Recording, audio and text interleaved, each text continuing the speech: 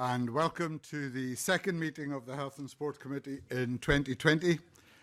We've received apologies this morning from David Stewart, MSP, and I welcome Monica Lennon, who is attending as a substitute member. As this is Monica's first attendance at this committee as a member, can I ask if she has any relevant interest to declare? There are no relevant interests. Thank you very much.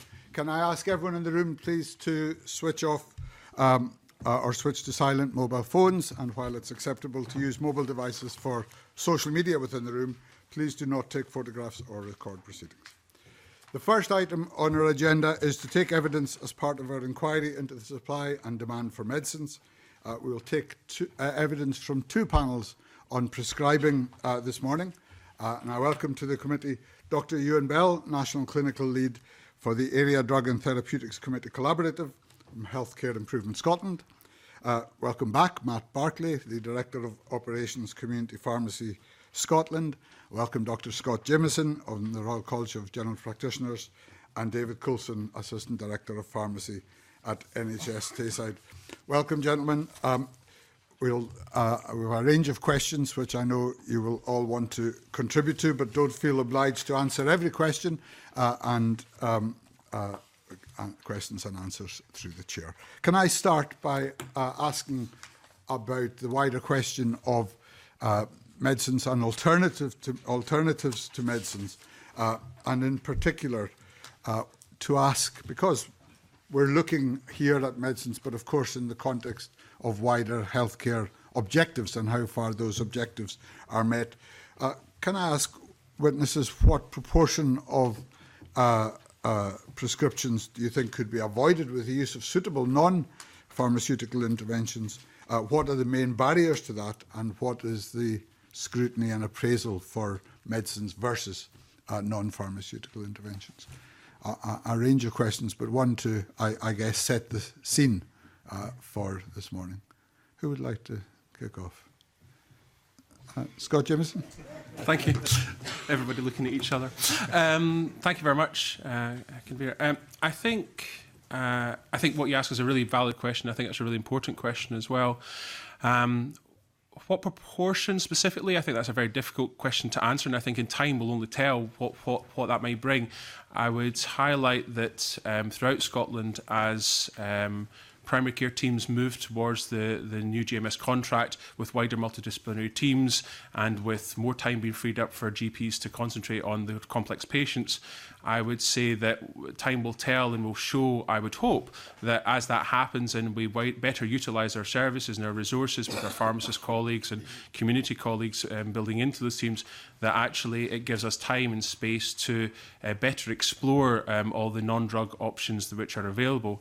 I think what you're intimating and potentially suggesting is that in a 10-minute consultation, when a GP has a complex, multimorbid polypharmacy patient in front of them, is the easier path and historically been to prescribe medicines. I think that's a very difficult thing to retrospectively quantify, and it's a very difficult thing. But would I say that if I had, for example, longer appointments or less pressure on our time as GPs, would we be able to better explore non-medicines options? It takes a bit more time, I think, when patients come in to discuss those issues, because often we potentially have lived in a society whereby patients have felt that something merits treatment, and rightly so. Is there always a treatment which is good for that? And sometimes not. But taking the time to do it in longer appointments and explaining it better to patients, I think, can better explore those options. And with regards to how we develop that, I have to say throughout Scotland, there is really good evidence now that all areas are really looking at broadening their pathways to absolutely align themselves to more realistic medicine type options, where we're definitely exploring and encouraging shared decision making and encouraging more patient-centred approaches, whereby those non-medicines approaches have to be included. And I would say that certainly that's my practice, and I'm sure it's reflective of my colleagues, where we want to value the time to explore those non-drug options, and whether that be I'm hesitant to use specific examples, but for example, pain. Chronic pain is a really good example where I think there's pretty universal agreement that non-drug options should certainly be more widely explored, where they are far safer to use, and there is the evidence for them is as good in chronic pain as the drug options, and therefore the time taken, I'm not sure I would want to cite the BBC as a reference specifically, but the Horizon programme on that Michael Mosley did a couple of weeks ago was very, it really accurately portrayed the issues that we have as GPs to try and explain these issues to patients and exploring these non-drug options. And so the time to do so in appointments to explore those issues, but also to break down the barriers of why the patient has got to that point in the first place, needs to have due process given to it, because these are difficult issues that patients are experiencing. Thank you. Matt Bartley. Yeah, I think Scott's outlined a number of areas there that actually, I think in time, he talked about the wider multidisciplinary team. I think obviously community pharmacy being part of that as well. As that matures and we get used to, possibly more non-medical prescribing interventions as realistic medicine gains traction, then, it would be up to the other members of the team to support that primary decision making by whoever the prescriber is, be that GP or anything. I think he also touched on patient expectation, and that's a big thing at the minute. There is the phrase "a pill for every ill," and patients generally will front up at a prescriber and look for a cure in a tablet or liquid form, and that probably has to change. And Scott outlined having more time for those conversations.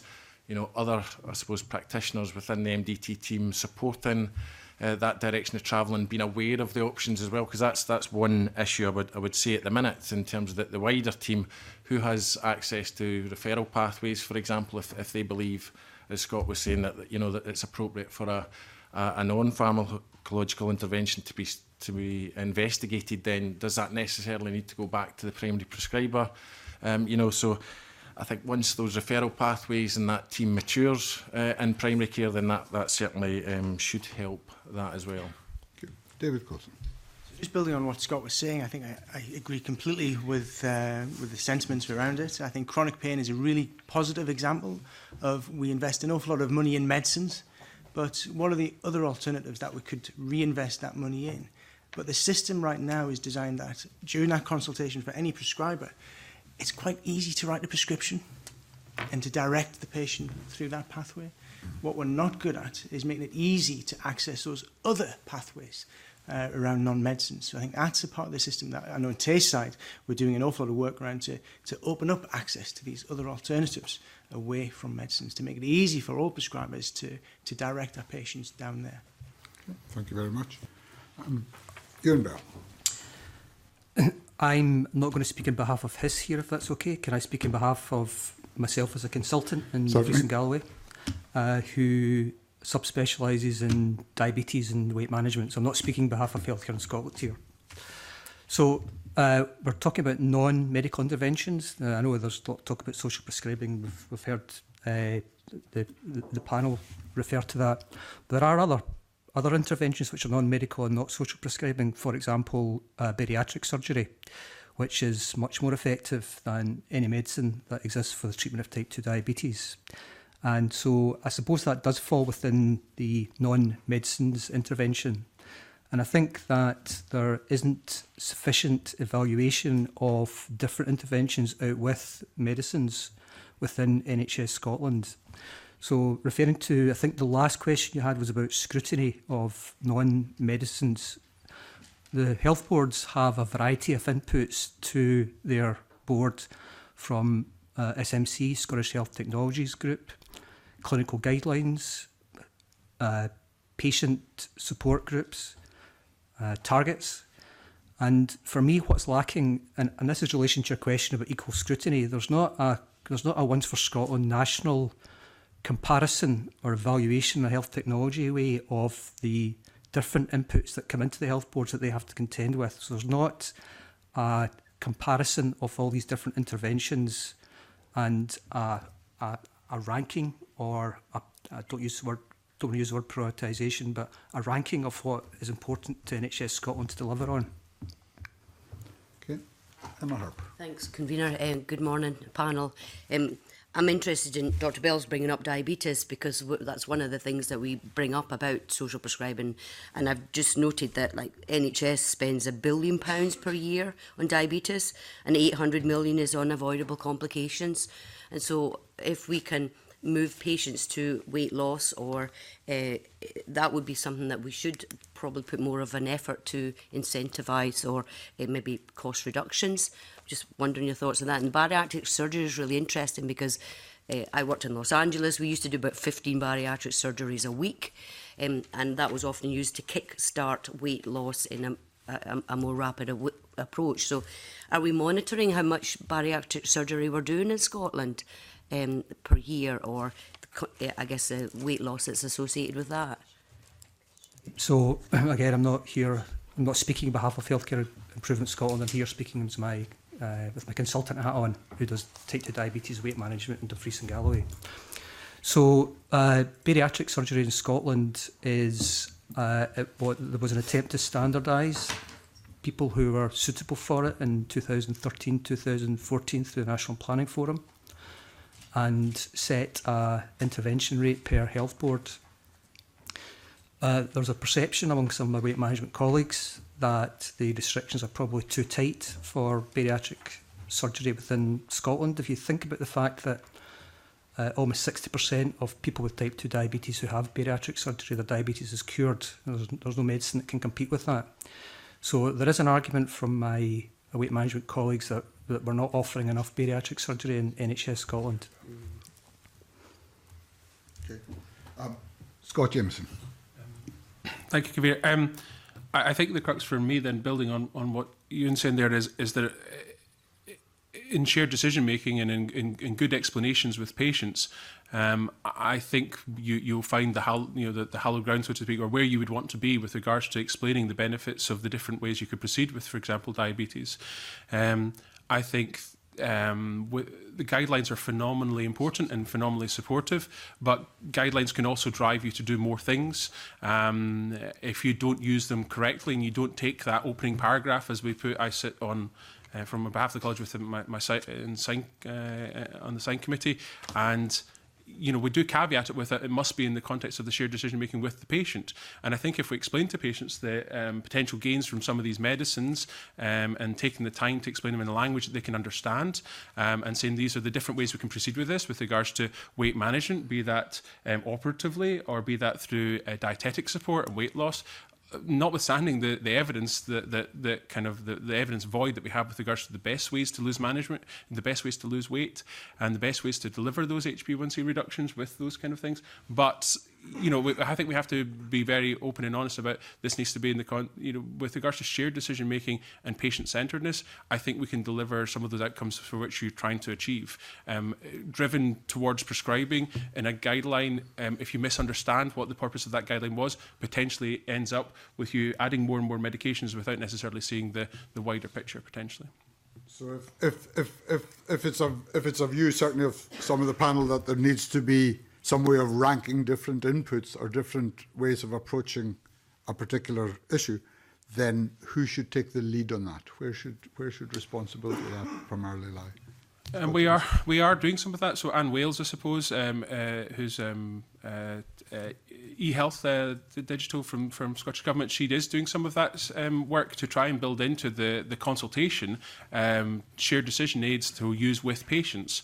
It's very much at its infancy. There's a few examples worldwide of this being done. Mayo Clinic, for example, has some diabetes ones and some bisphosphonates ones for osteoporosis. But this is very much in its infancy with regards to how complex a picture it is for us to prescribe medicines.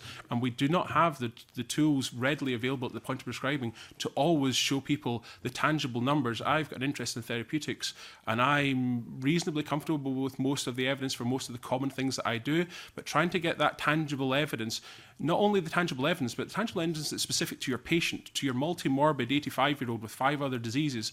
What are the caveats about the evidence that I'm going to present to this patient? Trying to do that in an intelligent way that's accessible to me at the point of prescribing is really, really, really complicated and difficult, and it's not been done yet. That said, it needs to start somewhere, and we need to be doing it. And I'm very much an advocate of the work that the Scottish Government are championing in that direction in chronic pain, for example, to try and bring on those conversations. But they are very binary and they're very crude at the moment. They're quoting figures that might not be applicable to the patient that you see in front of you.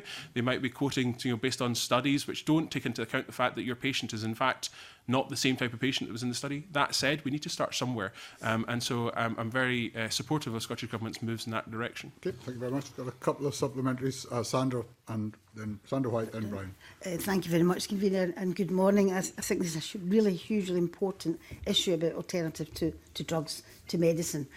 Would you say that, one, there's a cultural change needed within the general public, and we know that the deep end practices obviously guide people to various other issues. So I wonder if more of the deep end practices, and should there perhaps be a campaign, whether it's by the Scottish Government or the Health Service, to let people know that there is alternative to drugs, because obviously sometimes you're on a drug and then you go on another drug in that respect. Would that be the best way to deal with this? Community pharmacies are in the community, local health services, etc., in communities as well. So I just wondered what your thoughts were on that. David Coulson. I think it's really important. So I think what we've talked about from a public health perspective as well is equally important around all of this. I think lifestyle changes and making sure that what we have within our communities are well-informed and engaged patients to be able to take part in realistic medicine conversations.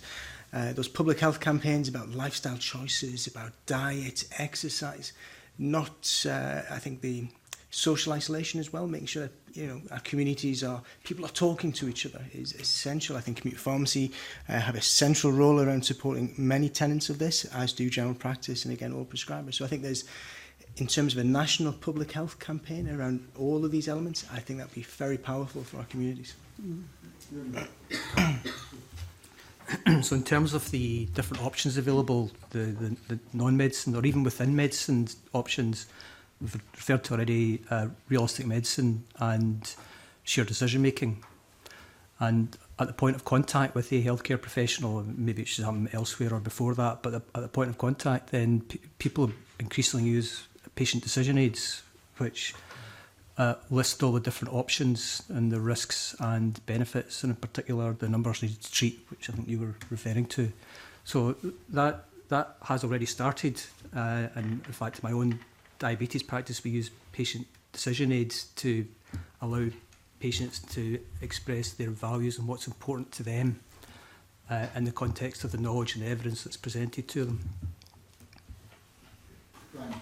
Thank you. Good morning to the panel. We've kind of touched on this, I think, in just about every session we have in here, no matter what the topic, the subject of data collection and use of data seems to come to the fore, and I think that this is no exception here in terms of looking around the measurement of patient outcomes with regards to prescribing.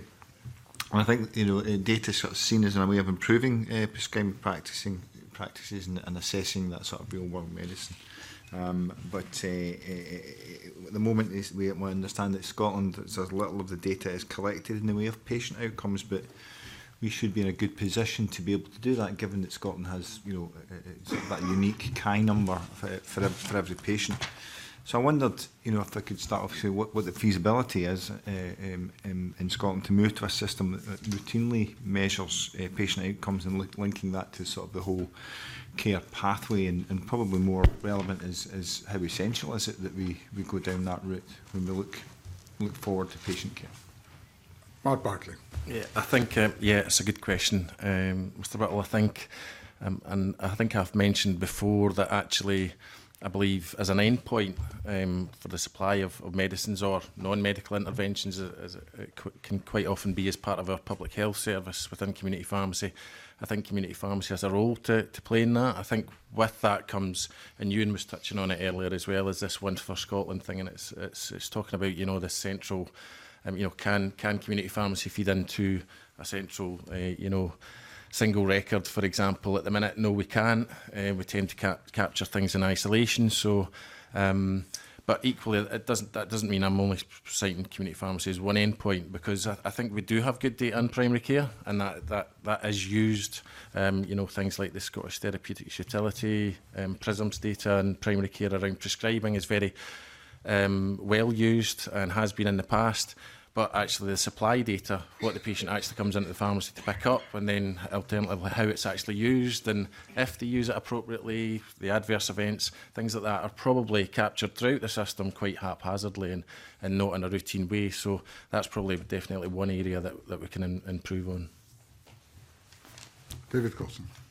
I think it's, again, outcomes I think are very challenging.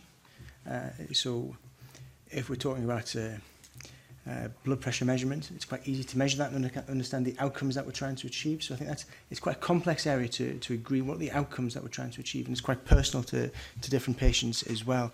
The data is so important for our system, and I think we understand from a primary care perspective we've got very good data sets that look at the use of medicines, and that allows us to have conversations with prescribers in primary care about their practice.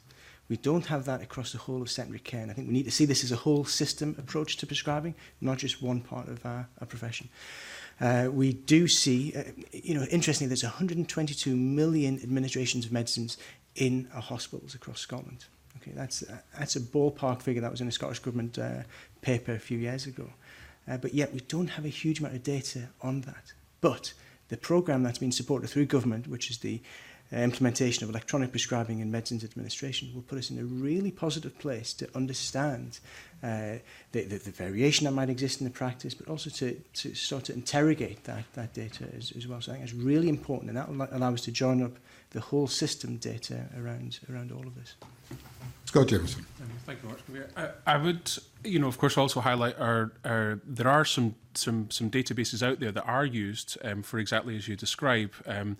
There's two or three common ones. One of the big is things like CPRD. I'm not sure if you've heard of that, but that's a collaborative between MHRA, the college, NIHR, and what that does is it taps into anonymised data from general practice in the UK and publishes a lot of really important stuff about what's happened to patients from interventions. It is limited slightly in that, of course, that these are heterogeneous groups. Okay, they're not your perfect patients. You can't correct for all the variables that happen, but it has provided that sort of data does provide some really important enriching data to the evidence base for things. For example, the CPRD, I think just now they're quoting something like 2,400 publications just from that data, which is UK general practice data. So it is out there. That said, it's also at the behest of those who wish to invest to do the research for the outcomes that they potentially wish to publish. It's not that there's a national NIHR is probably the best example of a publicly funded group across the UK that that looks to fund research that supports the questions that we want answered. Something as simple as, when does a GP know to prescribe an antibiotic for a chest infection?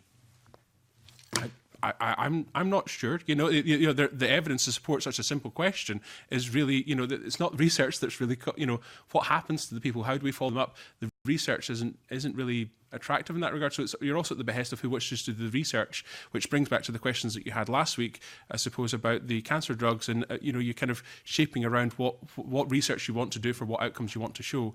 And so that's slightly tying in about how we fund research and what research wants to be done. So the research is out there. No less, it ties into the previous question with regards to social prescribing, non-medicines alternatives. Of course, we would strongly advocate ongoing research to show the evidence base for those options, and we would strongly advocate that as well, because we need to show as good evidence as the drug options, and we need to put as much investment into that as well, to be able to help our patients and help our clinicians make the decision as well about how to do that. Thank you very much. Brian? Yeah. I think from all the evidence we've gathered, I think the move towards some sort of universal national system accessible across healthcare professionals is fairly compelling. But moving on from what you've just said there, Dr. Jimison, where are we in terms of across the whole of the country, gathering data across the whole of the country? How is that directed, or is it sort of patchy where we from health board to health board. With regards to prescribing and outcomes. Gathering of data to enable a more specific prescribing methodology. I guess it comes down to publication bias, I suppose. So, for example, at SIGN, when we're generating a guideline to try and help inform a pathway, we are shaped and we are slightly constrained at times, I suppose, with regards to what people have actually evidenced and what they've published. And so when you're forming a national guideline, you're doing so based on the evidence that's been published. But if nobody's looked at researching that, one of the curious things I was discussing informally with my colleagues down in London, the RCGP, was we have a whole thing about the research paper of the year, and it's a big part of our college conference, which is of course coming to Glasgow later this year, and the national support for that is very welcome. We were talking about the research paper of the year, and I said, well, what about the research question of the year? I said, I love a research, what are the questions that are really bothering GPs about what do we not know? What are the things that we're really keen to know? And those are that's almost as an important question of what research has been done. So what are the unanswered questions, and has that been coordinated at a national level? I don't think it is. Have we got good prescribing data in primary care? We do, and the data interrogation of that is at a local level. For secondary care, as David says there, it's a little bit different because you're limited, because a lot of it's still manually done, and therefore the ability to interrogate it is a little bit more challenging. But in primary care, we have really good data with regards to being able to assimilate. I can say, in my area, speaking as a local prescribing lead, when prescribing happens, which is in a something out with formulae that was very expensive, I would know about that quite quickly, and I could discuss that with the practice, and we could agree, if they hadn't realised what happened, or they did realise, and I said, well, that's fine if you've checked it and you're happy with it, that's absolutely right for that patient. But we're quite good in primary care at keeping on top of that. Secondary care, I can't speak for my colleagues there, but I appreciate that there's a lot more challenges there to be able to have those types of data. Brian. If I could if we change it slightly, if we look again at an individual patient with a 10-minute appointment with that sort of comorbidity and multiple medical interventions, with a data system that allows that sort of cumulative gathering of evidence on that individual basis, there, where are we with that? That starts that would those cumulative 10 minutes or whatever with different healthcare professionals that would allow for that better picture around an individual. Where are we in those terms? I think the evidence base with regards to multi-morbid real patients and what, for example, diabetes interventions I might want to do in a 90-year-old, limited, I'd say. I find those conversations hard, but I fall back on realistic medicine. I explain those things to my patients. I say, I'm sorry, the evidence I'm going to discuss with you just now is based on, not on yourself. You have to choose what values, what gain do you think you're going to gain from going on to this cholesterol-lowering medication? Well, I can explain to you what the intended benefits are.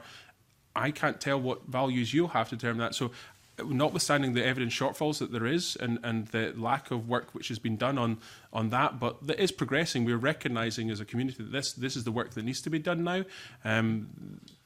But I fall back on realistic medicine to help me there, because I think that's a great doctrinal document to help me explain the limitations and not to just be driven by what a guideline might say. A guideline helps inform those conversations, and the patients, I have to say, are getting more and more used to it, I would say. It's a national conversation. It's part of the national conversation which my colleague Dr Loonan, the chair of RCGP, has had with the Cabinet Secretary about having these national conversations about realistic medicine and about using best value for medicines. And it because that doctrinal agreement is there, because the doctrine, because the ethos is about you need to have these discussions with patients, it makes it a lot easier to fall back on that. If you're falling back on QOF and on a tick box, you must do these things, it really undermines that and makes it a lot more difficult. So I find that with the doctrine right and with the government policy right, it makes it a lot easier for me to have those explain those uncertainties to patients and live in an uncertain world. Matt Bartley. I'd just like to emphasise what Scott's saying there. That's a real culture change for the healthcare professionals, particularly since the advent of realistic medicines and before, because what generally used to happen was the optimisation of guidelines for patients, GPs and other prescribers. Patient had diabetes, X, Y and Z was wrong, so X, Y and Z was prescribed. But this culture change that Scott's describing very eloquently is is feeding through the whole health system, so that actually when Scott has prescribed something, the patient comes into the pharmacy for the first time with that prescription, then that conversation, those messages are reinforced around the conversations very much so now, much more so than 10 years ago. I think to your point, Mr. Whittle, around data though, again, we're in probably in a space in community pharmacy where we don't have access, as you know, to any kind of site of that. So if the patient used the same regular pharmacy, we capture a lot of that information through our computer systems and through our medicines care and review service, if we do reviews in that sense. But again, it tends to be siloed, but there is certainly great examples of good partnership working between community pharmacies and GPs up and down the line, the land as well, where those relationships and prescribing habits and things like that are discussed. Again, it just depends maybe on locality as well. Thank you very much. Emma Harper. Thank you, Convener. I'm going to pursue a couple of questions around the single national formulary, and I know that the 14 NHS boards have area drugs and therapeutic committees which make decisions on which drugs should be prescribed by clinicians in their area. And I know the Scottish Government has committed to producing a single national formulary in the Ones for Scotland, which has been mentioned, the Ones for Scotland approach. So I'm interested in what the panel think about the creation of a single national formulary. And I probably need to say that Dr. Bell's a former colleague of mine when we worked together at NHS Dumfries and Galloway. So there might be issues around data and data gathering with a national formulary approach. That might be a positive about it, but there has been some criticism of creating a single formulary which might not meet the local needs, but I'd be interested in hearing the panel's thoughts on that. I think that's your cue, you and Beth. Thank you. So the SNF is a good idea in principle. There has been a challenge in delivering on it. I suppose one of the issues is, how do you define a single national formulary? Is it a list of drugs? Is it a list of drugs developed centrally, which means that you might ensure consistency and less unwanted variation throughout the country. However, you probably lose ownership of local formulary decision making and clinically disengage consultants, healthcare professionals and pharmacists who develop the formularies locally. So there are advantages in terms of consistency, Ones for Scotland, and there are downsides to it as well. So there's the list of drugs approach. There's also the, I would say, more value-added, intelligent national therapeutics pathways that could be developed, which are condition-specific. So, for example, like the pharmacotherapy pathway for type 2 diabetes, similar to SIGN, which was published a couple of years ago, which has an agreed national pathway. You would have realistic medicine patient decision aids within that national pathway to ensure that patients' values and what matters to them is taken into account. And also some data in there as well, and variation across Scotland in some of these areas of type 2 diabetes prescribing. All that exists, it's just not pulled together. So that would be a more value-added SNF. And the advantage of that would be that you would have the local formulary decision-making processes continuing within the context of the national pathway, which would be groups of drugs and not specific drugs, and allow local engagement to continue and ownership locally to continue. So joining up rather than a replacement.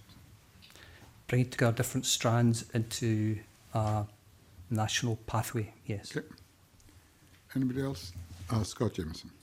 Yeah, I should add that I sit on the local ADTC and Medicines Advisory Group in Tayside, so I'm involved in the process of maintaining the local formulary, and I have to say that I would echo Ewan's comments there with regards to my local NHS Tayside kind of role in the Angus Health and Social Care Partnership, where engagement with formulary is really, really, really important to maintaining our ability to help shape positively good care. And I think the SNF has such great potential to share information and share what local formularies have looked at and share the vast breadth of experience and expertise that there are around shaping local formularies. Would I have the time and the abilities to commit to the commitment that I put into our local formulary to a national formulary, and were I to be lucky enough to be chosen to support that? I'd really struggle to do it, I suspect, at a national level. Whereas just now you have clinicians like myself and every single health board who are really committed to help finding the best things, and we do share those things in local formularies. And when one area finds something which is really useful or really a more effective way to use something, but we also build, importantly, in formularies, from my RCGP side, into the pathways, and the local pathways are really important as well. And knowing clinicians, knowing locally how you access something, or how do we manage dementia or this high-risk drug within our local area is really important. And the SNF wouldn't address that issue, but having that aligned to the medication insert in our formulary helps us at a local level know, well, how do we use this though in our area? And particularly in Scotland, where I guess on the positive we've said, well, could we not just have one formulary for Scotland? We're the size of Greater Manchester. That's fine, but Greater Manchester has the network links and the communication in one small area. We are spread around a far bigger area, and we have to deliver in that very different services if you live in Shetland or Benbecula versus if you live in Lothian or Tayside. And in each area they've had to develop and evolve their services, and as such the way we use medicines and the way we share care with our secondary care colleagues is different, and it's not the same in every area, and at every level has different services to support that formulary, and it's all intertwined. It's not a distinct thing. Is there still value in developing it and in the way that Dr. Bell's intimating? Absolutely. I think there's great shared learning, there's great shared pathways to be developed, and I would love to have that platform. I don't think that it's not that it's a positive thing, but I think there's that engagement, and there is some caution around that I would be wary of missing. Just a quick sup on that. I mean, the part of the formulary is also for dressings and non-medicines like Abbott Libre flash glucose monitoring or continuous glucose monitoring. So a national formulary, would that help connect knowledge gained from managing blood glucose levels of type 1s and even type 2s who might be using some of the technology intermittently in order to obtain, I guess, a better awareness of their own glycemic control? So I guess my question is that the formulary would support the other aspects of non-medicine approaches to help and support patients. David Coase. Yeah, if I start, I might want to bring Scott into this conversation as well. So I think the point that you made around non-medicines and the prescribing of non-medicines across NHS Scotland, locally we've added significantly more governance around that, because I think we felt there was some opportunities to strengthen what we were doing. I think the opportunity to understand the outcomes associated with some of these in real life settings as well, you've mentioned Freestyle Libre, is that delivering what we expected to deliver based on those health technology assessments, I think is important as well. So I think some national governance that looks to modernise both the supply of non-medicines and an essential list of non-medicines would be quite good. Now Scott's led some work within Tayside, so I just wonder whether Scott could take his RCGP hat off for a moment and put his Tayside hat on, just to describe some of that work within Tayside. Yeah, is that okay? Yes, locally we identified, certainly I look at about the top 70 items that we're spending in medicines in my area, and the area that I was really struggling with were the non-medicines, and the prescribing was going up. And as such, you're in discussion with my colleagues across primary and secondary care and the specialist services. The area that we really needed to focus on was the non-medicines, and this was about 4 years ago. And you're right, where everybody will know what a medicine is if you go to a pharmacy or a secondary care or when you're admitted to hospital. But if you're using a specific type of non-medicine, be a dressing or a stoma product or a diabetes product or catheter product, really, there's not a lot of people that ultimately understand those non-medicines. For example, our colorectal specialist nurse colleagues in Tayside, we've got a very small number of them managing 1,500 stoma patients. And so when you go into hospital, everybody will be able to identify, oh my God, you're on that medicine. Has anybody reviewed that recently? Do you know what that's for? You know, we naturally understand medicines, but non-medicines is far more difficult.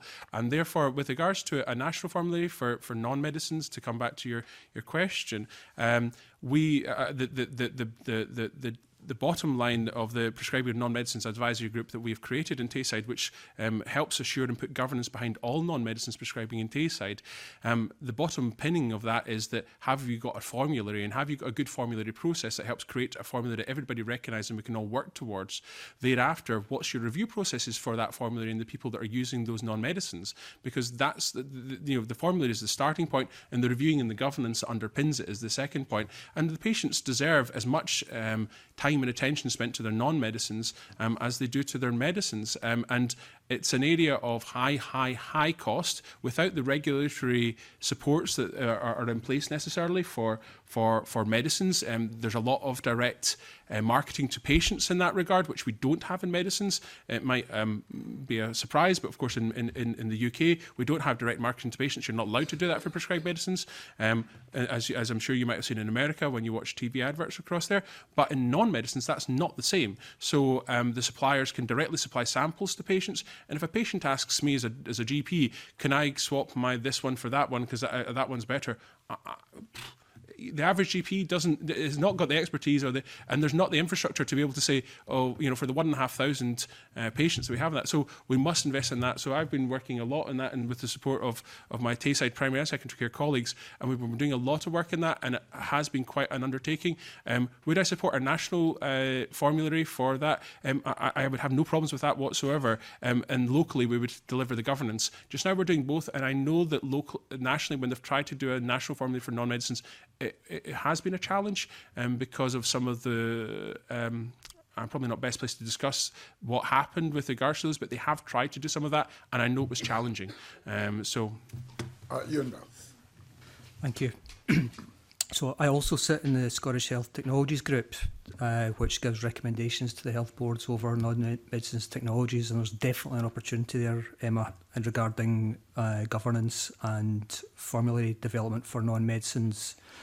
The position throughout Scotland is probably not consistent in terms of how health boards receive these recommendations for non-medicines recommendations from the Scottish Health Technologies Group. Freestyle Libre being a good example of that. So there certainly is an opportunity to strengthen the governance around non-medicine technologies, whether that is at a local level or a regional level or a national level, as you're suggesting, I don't know. Thank you very much. That's been very helpful. David Torrance. Convener, and good morning, panel. The prescribing accounts for 13.1% of the total health budget. Where are the biggest opportunities for further curtailing the prescribing budget? And can the recent success in primary care be maintained and extended to secondary care? Now, there's a hard one. Who would like to start with that one? Matt Bartley. Yeah, I'll give it a go. We're ever to the forefront. A hard question. I think, very good question. 13.1%, huge amount of money. I think, obviously there's been the new GP contract in Scotland. There's the area of that, the pharmacotherapy area, which, obviously has taken investment from the Scottish Government into pharmacists to be part of that team within the GP team. So their focus will be very much on, cost-effective prescribing, adverse events, supporting GPs within the practice.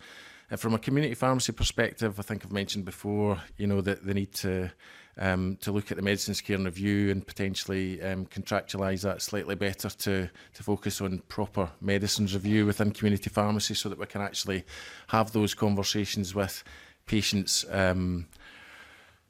and record the outcomes, because that we do have those conversations with patients, but we don't record the outcomes, so that we can then I suppose, cement our place. I mean, one of the things with long-term conditions and the multimorbidity situation is, you know, obviously pharmacists as the experts in medicines like to, you know, have a view on and have conversations with patients around what is prescribed to them, how patients are taking them, if as I mentioned earlier, if they're taking them at all. You know, we quite often maybe know before the doctor does in some instances when, you know, the prescribing and, you know, the pickup patterns for patients are different. So I think there's certainly opportunities there to make sure that as part of that realistic medicine conversation that Scott was talking about, that actually that happens more often, frequently in community pharmacy as well, so that actually we can play a role to look at maybe waste, to look at optimising, you know, are they taking it properly? Are they getting the best benefit from it? These are all the things the conversations that everybody should be having, as David was mentioning earlier, in a whole system approach. I think I did say last week as well when I was in front of the panel, though, that it is a huge spend. It is the trend in recent years has been that is slightly coming down.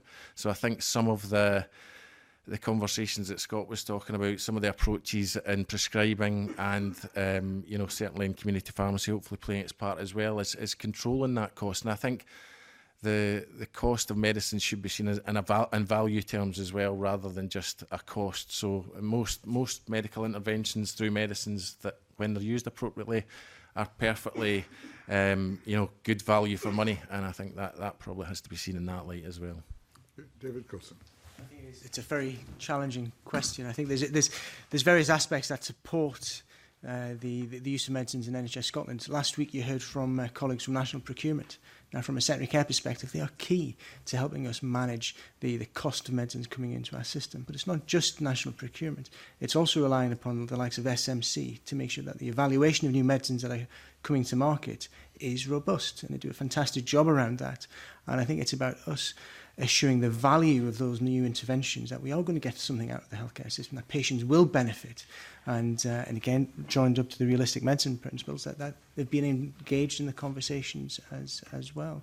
I think there's various programs of work ongoing at the moment to tackle the challenges within primary care. And again, it is a whole system approach.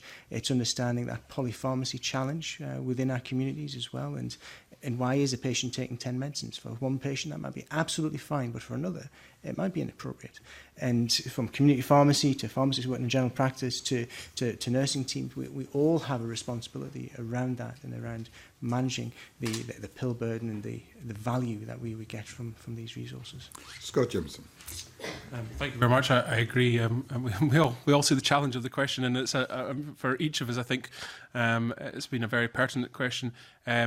From my RCGP perspective, I would say that the delivery of that comes through, you know, good conversations with patients.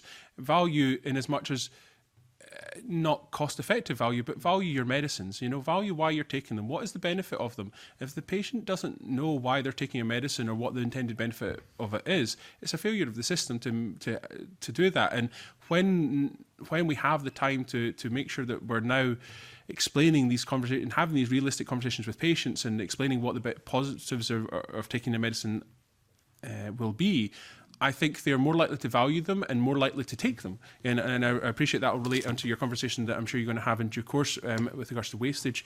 And my apologies for not attending that. It'll be my colleague Dr. Shackles that will attend that from college. But when you value why you're taking your medicine and what you know the benefit of it is, I suspect you're probably more likely to be willing to take it rather than just taking it religiously because I get told to do so. And then when you don't necessarily want to buy into that relationship, then maybe you don't take them anymore. But if you understand why you take it, with regards to how do we reduce it, without my RCGP hat on, locally, certainly it's non-medicines in this coming 24 months where I'm really focusing, to be honest. I think that's the biggest area where we can improve our governance and improve our effective use of things, making sure that our patients get the reviews that they're entitled to and the reviews that they should be getting as much as they do with medicines.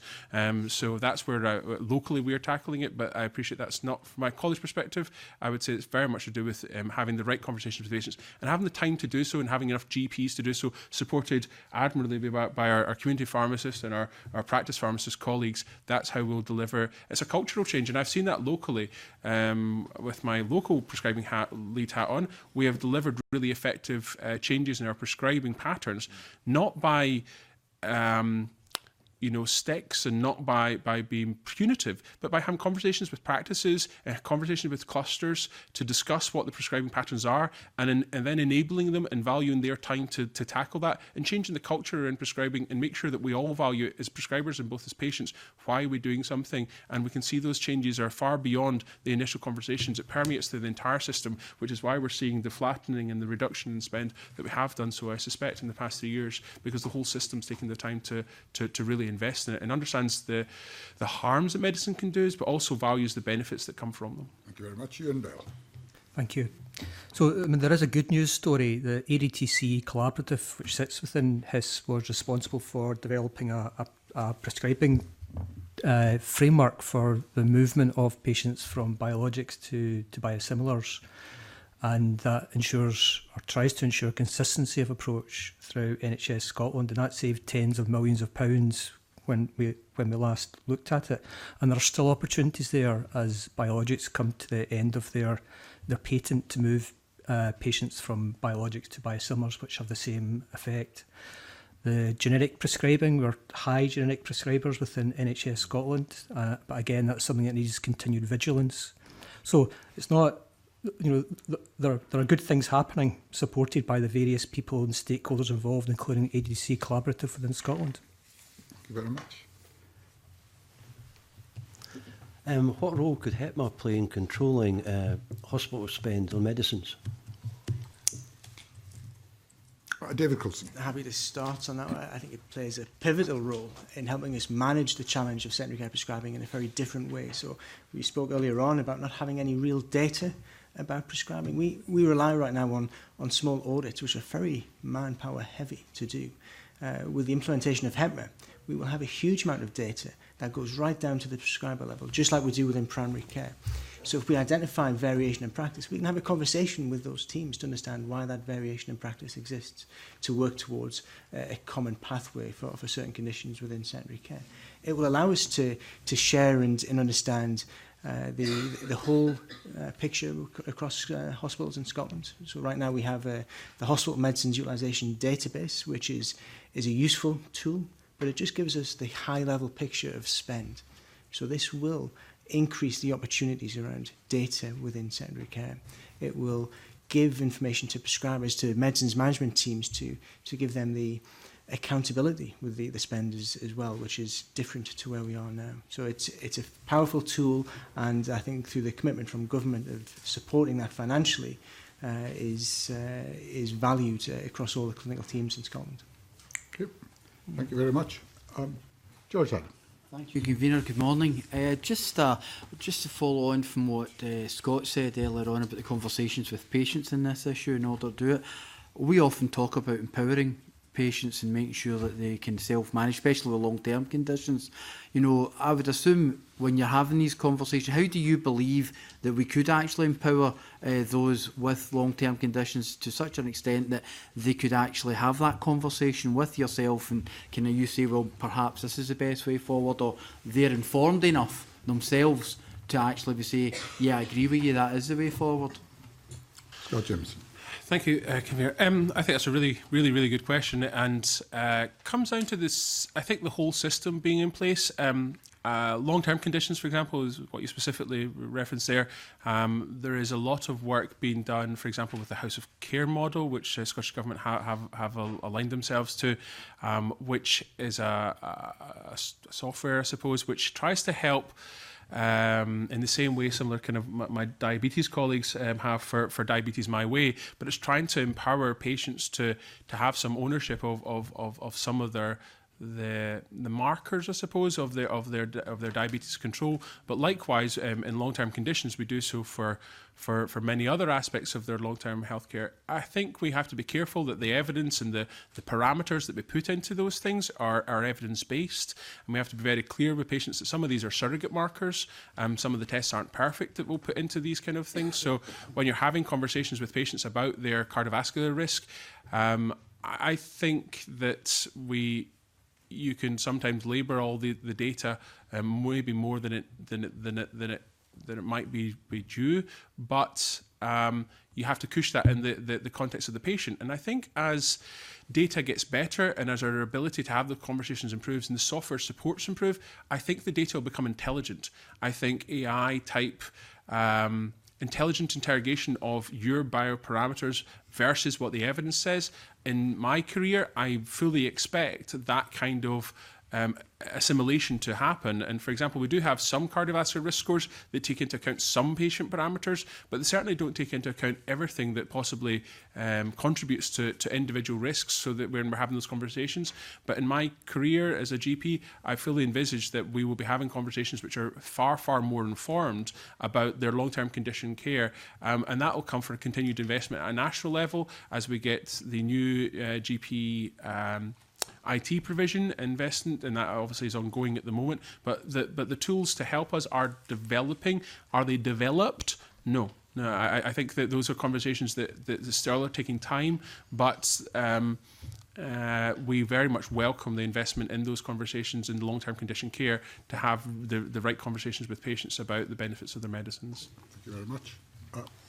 Matt Barkley. Yeah, I think as Scott said, that is a really good question. I mean, it encompasses, the whole health inequalities, health literacy thing, and as well. So how do you get the message across to patients who, you mirror what they're saying to you, you mirror, their language and you relate it to relatable things for them.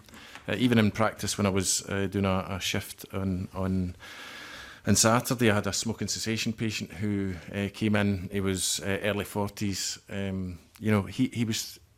His main driver for quitting smoking was he felt that when he was playing football with his son, he just couldn't run about and kick the ball anymore. So emphasising, the benefits that he would get as when he was starting his journey, on Saturday, and hopefully when I go back in a few weeks on my next Saturday shift, he'll still be coming in and I can speak to him and say, how are you getting on? Are you able to get out with your lad? That type of thing. It's just having relatable conversations with patients as well. I think that's so important, as well as, the decision-making support tools for the prescribers as well. It can all be difficult to have in a short period of time, but for me it's rooting it in real life as well, these conversations. Thank you very much. Emma Harper. Thank you, Convener. A couple of questions about disinvestment and medicine reviews. I know we've got pharmacists now in many GP practices that are helping look at medicine reconciliation, and especially patients with like polypharmacy needs. So I'm interested to look at some issues around how do we try and disinvest in certain meds that maybe aren't as effective, or when there's other effective alternatives. In our briefing, it talks about homeopathy and herbal medicines, or older medicines which have not been reviewed in the same way as new meds. In some of our submissions, it was perceived to be particularly difficult to change prescribing in patients who had been on medicines for a long time. So I'm wondering, is there a role for bodies like his or the Scottish Medicines Consortium to identify areas for disinvestment nationally? Ian Bell. Yes, there is possible role for Healthcare Improvement Scotland in this area in terms of reviewing the evidence that exists, but it does require health boards to identify areas that they would wish that body, Healthcare Improvement Scotland, to look at, and it also require health board infrastructure to disinvest thereafter. Anybody else? Scott James. I think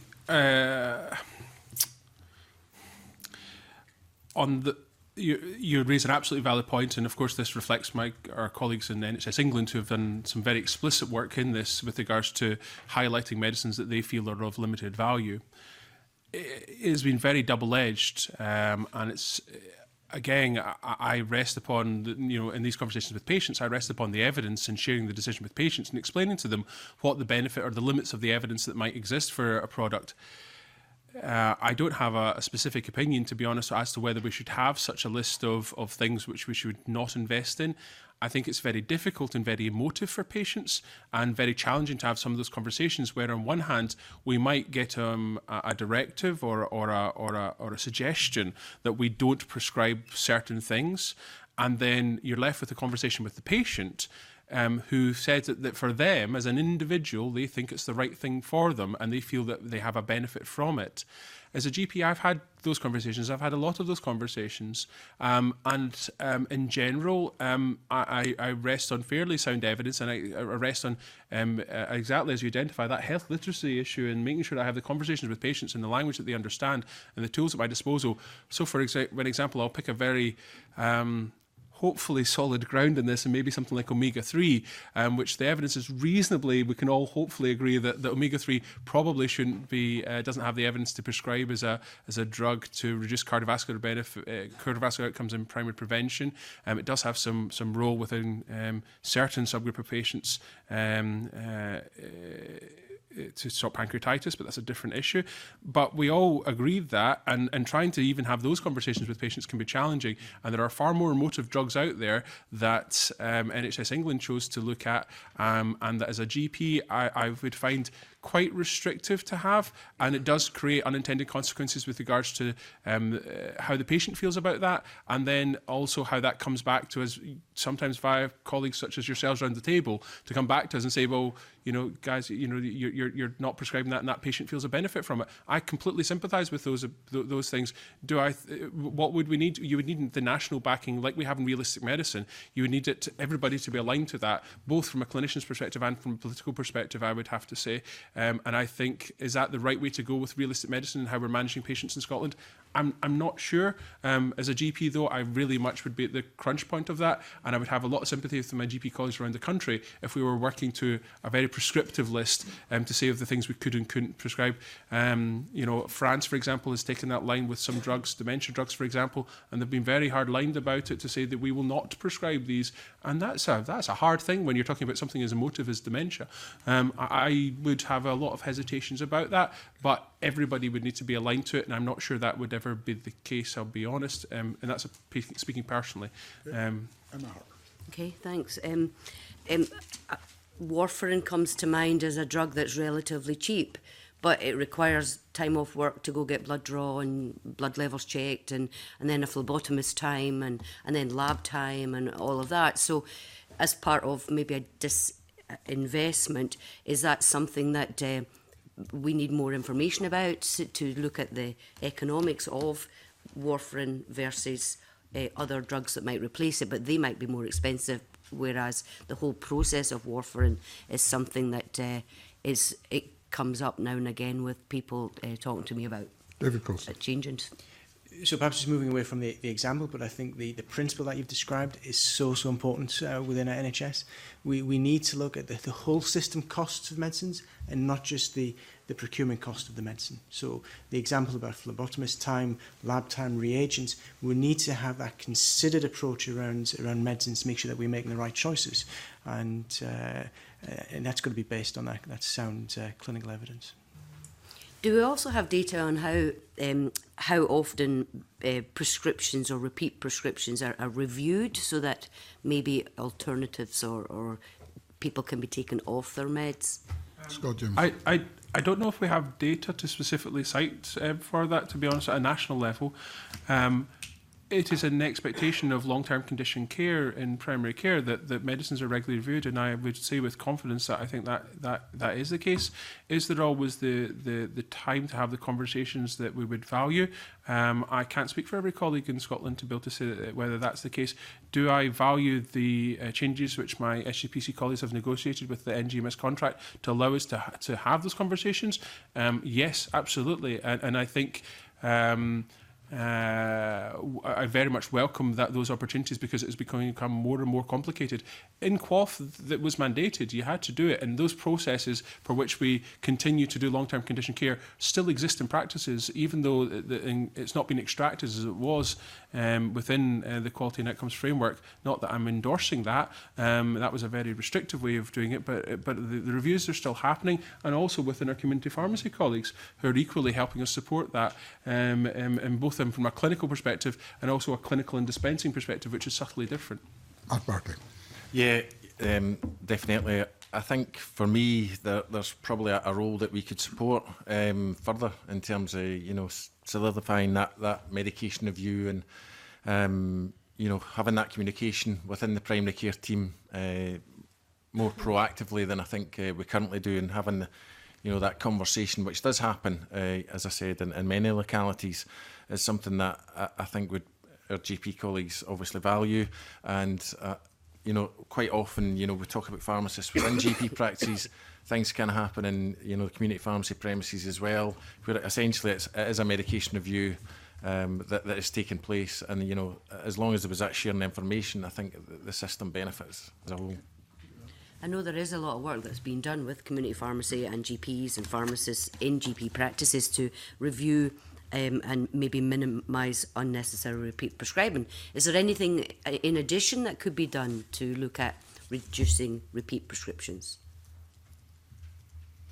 I think just the one thing at the minute, there is an NHS approved repeat prescribing system. Used to be CMS, but the medication care and review. I know many health boards are trying to improve the uptake of that, so that it does give a kind of feedback loop on prescribing patterns and pick up of prescriptions from community pharmacies to GPs. In some areas it's very successful. The partnership between the GP practices and the community pharmacies is very strong, and that works well.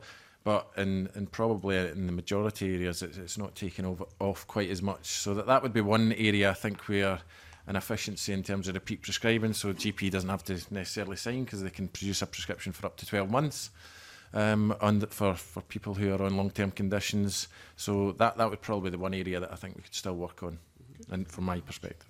Do you want to do over-the-counters? Emma Harper. Okay. Over-the-counter meds is something I brought up last week, because people constantly say you can buy paracetamol for 12 pence in the supermarket, and but I completely understand that people with long-term conditions, or the reduction of opiates is supported if you give paracetamol and ibuprofen as a medicine as well. And I know that NHS in England have adopted a policy for limiting prescriptions for over-the-counter meds for an array of different health conditions, and they were suggesting that they spend 136 million per year on prescribing meds that can be bought from a pharmacy or a supermarket. I think I'm a bit uncomfortable with making mandatory rules about, oh, you can't have that prescription because you have to go and buy it at the pharmacy. But I'm interested in do you think that we could or should adopt some kind of policy like that in Scotland? Scott Jameson. Mark. Thank you very much. I don't have a fixed opinion on it per se. You do raise a really valid point, because I do see repeat prescriptions for seasonal allergies, and in a working 40-year-old, we do have patients who get their antihistamines through the seasonal rhinitis, through the hay fever season, and there are others who choose to buy it themselves over the counter. I don't have a strong opinion one way or t'other which a person chooses to do. They've come to me with a medical complaint, which is a long-term condition. It's a chronic condition which can be extremely debilitating. And would we preclude them from having a medicine in any other realm? Absolutely not. They're as entitled as somebody who has another condition. Why should I say that they're not entitled to it on a free GP prescription? I think because prescriptions in Scotland are free, I think what are free at point of receipt to the patient, I think what I've seen locally as a local prescribing lead is that my spend on the drugs which are available over the counter has radically reduced. And I suspect that's to do with patients having more of these realistic value conversations about why are you on your medicines and what are you taking these for, and polypharmacy reviews in support of our wider multidisciplinary teams. It's a curious unintended consequence, potentially. I don't know. But it's certainly something that I wasn't able to explain why I've got a 20 or 25% reduction in paracetamol use. Because it's not through GPs proactively saying that you can't have it. Absolutely not. No GP, and I would be very disappointed if I ever heard that. And I don't think it's happening. I don't think that's what I think it's a culture change where patients who feel that they want to do it absolutely can. Those who don't, who, for whatever health literacy or affordability or even quantity, quite often it comes down to quantity of getting, obtaining it. I have no objections, but those are some of the issues that I would find it difficult to unpick. I'm really glad Scott quoted that figure. Actually, I didn't know that. I'm going to have to look that up after the session today. But yeah, I think for me, part of this, and we've talked about it earlier in a few questions, is culture. And one of the things that I think, that conversation with, that national conversation, I suppose, with the public is around the value of medicines and around self-care as well. So, people, if they just have, common cold, for example, I think in general they do pick up these things when they're out doing a regular shop, if they're able to do that.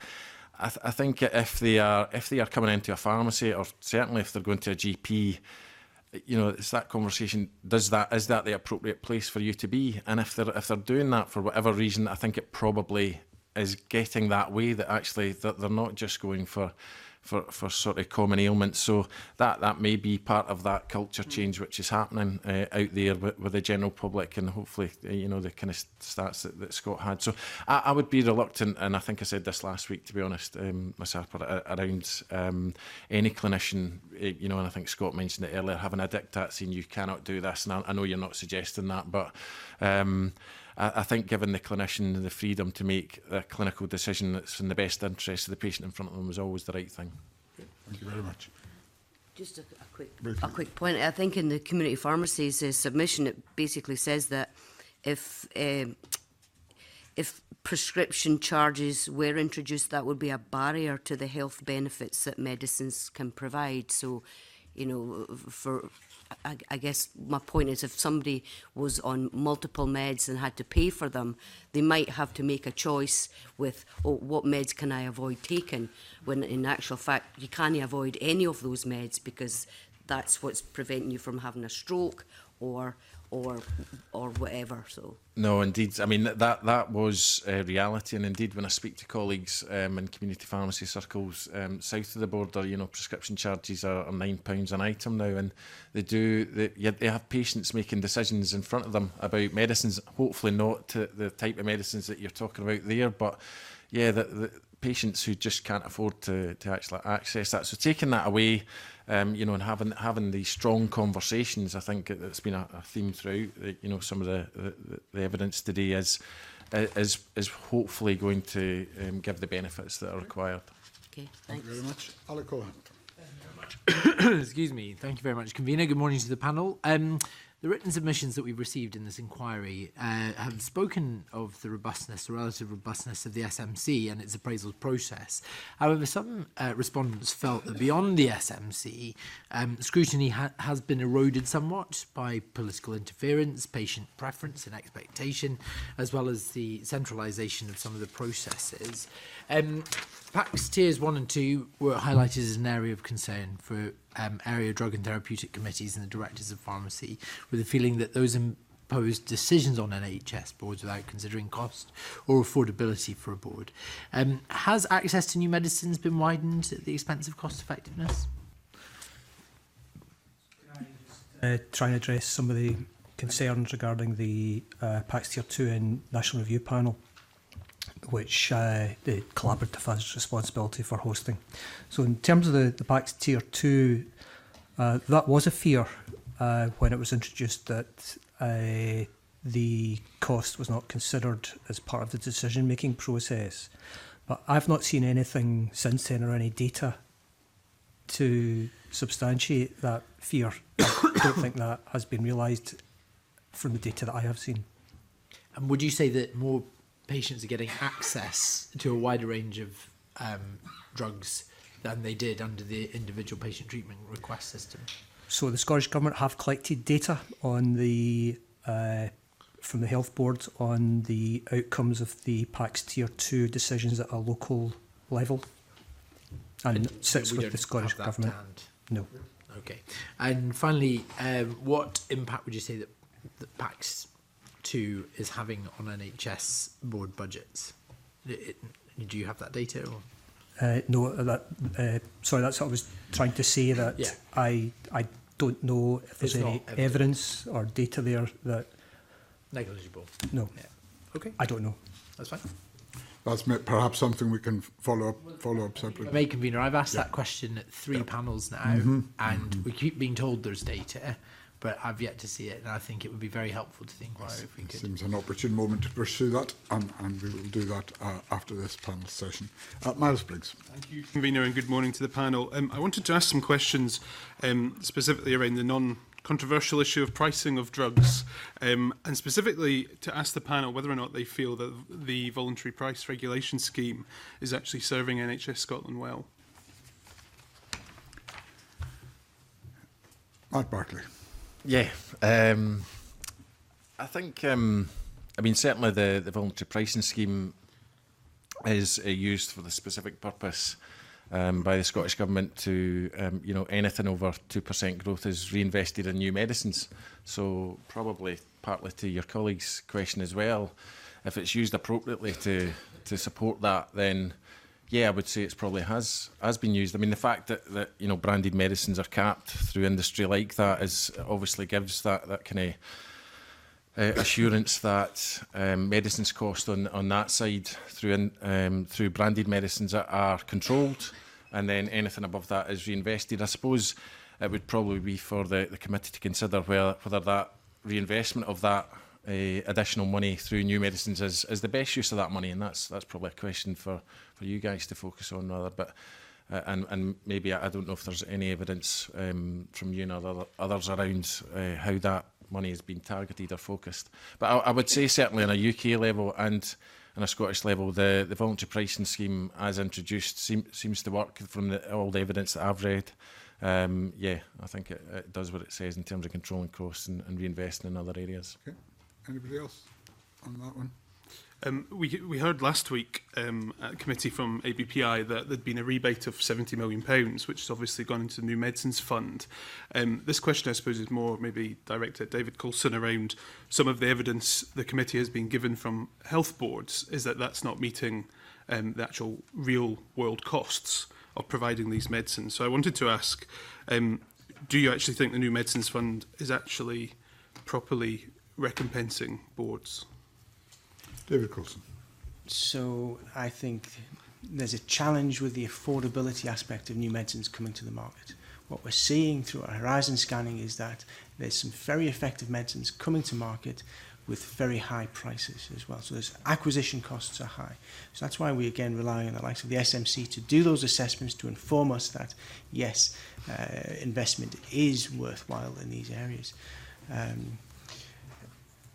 Yeah, I'm not too sure if I have anything further to add to that question. I think every health board is challenged with the affordability of medicines, primarily in secondary care, and it's an area that we all keep a very close eye on as well. And with, you know, specifically around that, we can, to future-proof the system, I think something we really want to make sure our work focuses on as well. We know what's coming down the road in terms of drugs, costs, great new genetic treatments available to patients. How do you think, given that we've seen different systems like the Cancer Drug Fund in England, we've seen the New Medicines Fund in Scotland, how do we actually, in your opinion, future-proof that side of what is going to be a very expensive future treatment pathways? Scott Jameson, then David Coulson. I think that part of this is the emotive patient bit of it as well, and for as the generalist, looking at these extremely expensive but extremely niche products in some regards, which for the right patient are, I'm sure, absolutely the right choice. For me, I wonder, and I kind of defer to the expertise on the panel as well, do we all feel confident, and yourselves as a committee feel confident, that with the Montgomery report as it was, and the approval of medicines as they are going through SMC just now, and the parameters that we are using to approve such medicines, do we think that we've got enough checks and balances in place moving forward over the subsequent time after you have an early access scheme or a release of a new medicine? Do we think that they are measuring outcomes that are mattering to patients? And I guess that's quality of life and quantity of life. And I'm not entirely sure that that's the case. And based on my generalist reading of it, I think about the things that matter to patients, and I like hard outcomes that are really mattering. And certainly for the evidence for a lot of the emerging things that are coming out, that's not necessarily what they all look at, and I can understand why that might be. And certainly if you were talking there about future-proofing and trying to guard against exponential spend, potentially what I suspect you're inferring is without gain to the patient, I would say that I turn to my colleagues at SMC, I suppose, and say we need to also be looking to say, and as we release this early access, or as we try and get this niche, we need to also be tying into it is we really want to check what happens to the patients and follow them up robustly, and what is the quality of life and what is the change. Because if that's the right medicine, absolutely we want the data to back it up and help support further use of it. But if it's not, if we shouldn't be spending that amount of money on that kind of medicine, well, what are we doing about it? And the amount of medicines that we're reviewing in that kind of way, I'm not sure if that's if we're quite at that level that we maybe want to be, but certainly the evidence that we cited in our submission to the committee, and certainly that subsequently there's American data to show that similar things that was published in Prescribing this month. They went through and similarly cited other concerns in that regard. But it's what matters to the patients. We need to follow that up, and then if it's working, we champion it, and if it's not working, maybe we don't. What if it's shortening life? Are we keeping a close eye on that? That's the sort of things that, as a generalist, I look at. But I, of course, defer to my expertise and my Thank you very much. David Coulson. So Scott's right regarding the outcomes associated with this, but if we consider about the networks that we already have in NHS Scotland, they're very effective. We keep coming back to the SMC. The SMC do some very good horizon scanning work. So some of these things should not be a surprise to us. The importance is that we discuss these things that are coming, so we know what's around the corner. We've had those conversations with finance, with Scottish Government, so we can address the affordability of them going forward. And again, this all comes back to that solid evidence base to understand that we will get value from these medicines as well. So hopefully there's some assurance there about how the system operates right now. Much. Monica Lennon.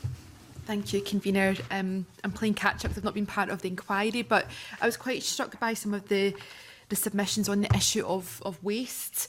So I know some of the background reports are quite old now. There was a study in England in 2010, followed up by a study in Bioaudit Scotland in 2013. And at that time, boards were asked about the main areas where they thought, or the main causes of waste, repeat prescribing, over-ordering by patients, medicines in care homes, abolition of prescription charges and patients prescribed multiple drugs.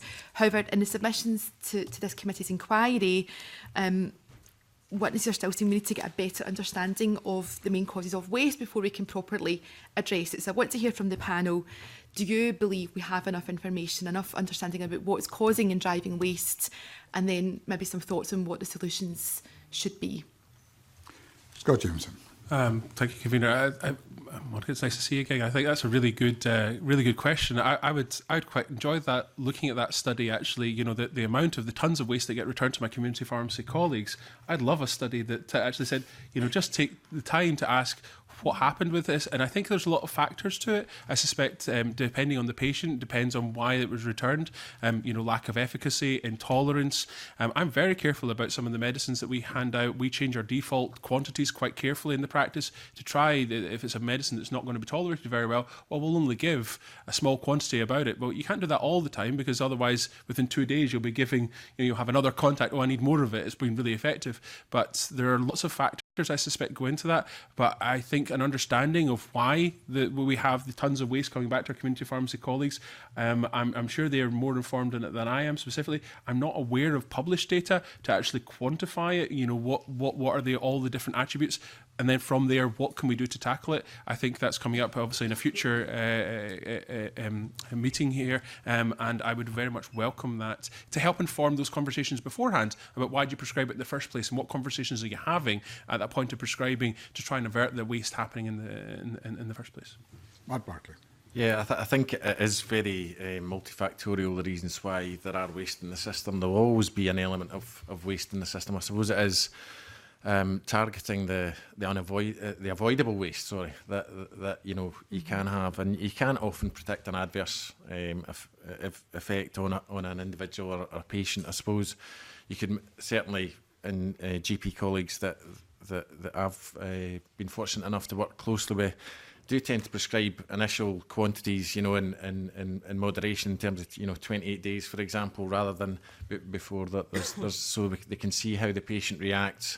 And, when new medicines come into community pharmacy, that is often at a time where a community pharmacy should be making an intervention to reinforce some of the messages that the patient has already had, to make sure they're well informed, and they're behind the messages of why they've got the medicine, and that they're willing to use it as prescribed as well, because that can often be one of the reasons. So, yeah, there are definite areas that actually in NHS Tayside, I know there's been a really good model which was cited in our professional body's report on care homes and waste in care homes as well. That's certainly an area that we can focus on.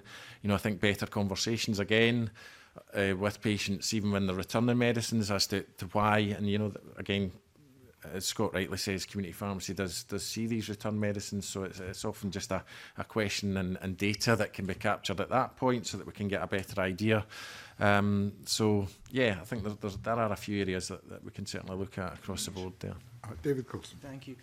So Matt stole my thunder a little bit with one of the points I was going to raise, and that's the work that the team did with care homes. And that wasn't just pharmacy, that was the whole system working together to tackle that challenge. And it's, again, more than happy to share the report with the committee afterwards to provide a little bit more detail. But I think we've said an important comment throughout this session today, and an awful lot of this comes down to a well-informed and empowered patient, and it's how we do that. It's how we educate our communities. We've got I think a fantastic piece of work within Tayside ongoing at the moment. That's regarding our prescribing strategy.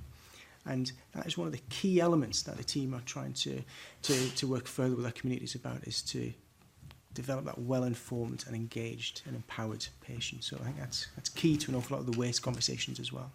Thank you. The work that you've described in Tayside, are you aware if that's been sort of rolled out in other health boards? The care home work. In your prescribing strategy. I think each health board in Scotland will have a prescribing strategy. Right now, I'm not cited on the commonality across those strategies, but again, I'm more than happy to share our strategy with the committee, so you've got sight of that. Ewan Bell. That's one of the advantages of the ADTC collaborative. We can share good learning, so I'm now going to invite you to come along to our next meeting to present on the work you've done in Tayside to the rest of Scotland. Our committee meetings are useful in many ways. Thank you. Yeah, I suppose I'm just wondering then, from when that report was published by Audit Scotland, which had consulted with Health Board as part of that audit work, and in the submissions received as committee, there seems to still be a knowledge gap. So people seem to have a feel for what is driving some of the waste, but we haven't really captured that in terms of data to get that national picture. So the issue here is, if we don't know what's driving it, we don't know how to solve it. But do you have any suggestions on what some of the solutions need to be? Scott Jameson. Convener, I think I would first of all look to identify the variance in that wastage. So the way that I guess I would look at it is, I would look across Scotland and look in different health board areas, and then look at locality level. And if you saw that one area had a specifically low area, you try and look at what have they done, and you ask them and have those conversations. That's what we've done with non-medicines, for example, and that's what we do with prescribing as well. We look at the areas that are doing well, and I look at that applies to practices as well. I look at practices who are reducing their opioids in an area of deprivation, and I contact them and I say, what did you guys do? I can see that this has been published. The NTIs, National Therapeutic Indicators, now a phenomenal public resource for prescribing data in every practice in Scotland, has been a wonderful way to be able to see what your colleagues are doing and to be able to learn from them, not to be critical, but to learn from what are they doing and what are they changing. And I do work with Alpine Mayor, one of obviously Scottish Government from the Effective Prescribing branch, to try and help support support that, and it's been a great way to be able to share good learning, and I would look to share the learning of what areas are doing to reduce their wastage and identify the variance in that, because I'm sure there definitely will be. Thank you very much. Excellent. Are you okay? Yeah, happy to leave that there and move on to another issue that I wanted to ask about, and that's on access to unlicensed medications. And again, I think there's sometimes a lot of misunderstanding about what we mean by unlicensed medication, but at the moment we're hearing whether it's people getting in touch with us individually about medical cannabis or thyroid patients getting in touch, and we're hearing back that there's a lot of unease on the part of clinicians when a product is unlicensed in the UK. But last week, a number of us sat around the table with the Chief Medical Officer and I think the Chief Pharmacist, and we heard in some fields of medicine, I think Catherine Calderwood herself is from sort of obstetrics background, that the majority of the medicines that she had to prescribe were unlicensed. So there seems to be you know, a sort of a bit of a funny picture across the country. So is there enough guidance in place in terms of unlicensed medications? David Coulson. So this, again, is a complex area, and I think we need to be very clear as well. There's differences in terminology. So we understand that a licensed medicine has been reviewed and we are assured of its safety when it comes to market, and that's the role of the MHRA. What we see in an awful lot of clinical conditions, and paediatrics is a good example of this, is that there's been very limited clinical trials of those medicines before they come to market. So they're not licensed, right? But they have gone through that licensing program for other indications. So in terms of the quality of the product, we are assured of the quality of that product. So I would term that, and I think the MHRA term that, is off-label prescribing. So we have a medicine which has been licensed through our regulatory body, but the prescriber isn't using it for that particular indication. So in terms of risk from prescribing, the risk of prescribing those medicines is slightly less than it is to prescribing an unlicensed medicine, which might not have been manufactured in a facility that's been reviewed by the MHRA, so we are unsure of the quality of that product when it comes to market. It might not have a license indication at all as well within the European Union. So at that point, the risk transfers both to the prescriber and the pharmacist in terms of the quality of that product. And that's very different. I think that's why we need to be very cautious about the use of unlicensed medicines as opposed to the off-label prescribing of medicines. Mark Barkley and then Scott James. Yeah, just to build on David's point, certainly when we receive an unlicensed medicine in a community pharmacy from a prescriber, there are quite clear protocols and guidelines that we have to follow alongside our health board colleagues to get authorisation essentially to obtain that medicine before we do. These systems have been in place for 4 or 5 years now, along the lines of obviously with patient safety firmly in mind and cost as well. So from a community pharmacy point of view, we certainly have protocols and procedures in place, and quite often that's where a conversation will happen with the prescriber as well, to say, right, are you aware this is unlicensed? Vast majority of the time now actually they do, but yeah, it's just to say, right, fine, what's it, get a bit more detail for the patient who's coming in as well around that, so that you can have that conversation. So yeah, that has changed in the last few years, and certainly even in primary care in my experience. Scott James. Thank you, Convener. So just to draw a bit under the unlicensed thing, I think prescribers are pretty clear on an unlicensed medication. GMC also has very clear guidance about the explanations that are required within that for the patient to explain to them the risks that might be involved, as David nicely outlined with regards to what happens with an unlicensed medication. I think where you might be intimating slightly is with regards to the off-label issue, and I suppose that does creep up slightly. Where there is a licensed medicine for an indication, the current guidance as it stands states that that is what I should be using for that indication. And I would need to justify on an individual patient basis why I deferred to not do so.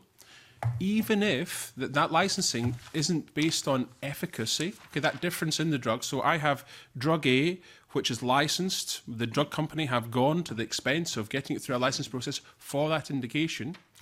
There is another drug which is also licensed. We'll say it's also safe. It's made in the UK or in Europe. We know about the safety of it. But the company that make that haven't gone to the bother of getting it licensed for that indication specifically. However, in clinical trials, imagine I turned around and told you it was twice as effective or 3 times as effective, and it was half the price. As it currently stands in the rules that we work to, we should be using the licensed preparation, even if it is potentially less efficacious and 10 times more expensive. And that's where the individual clinician has to apply their judgment to the individual patient. And that's sometimes the difficulty we have in a formulary, for example.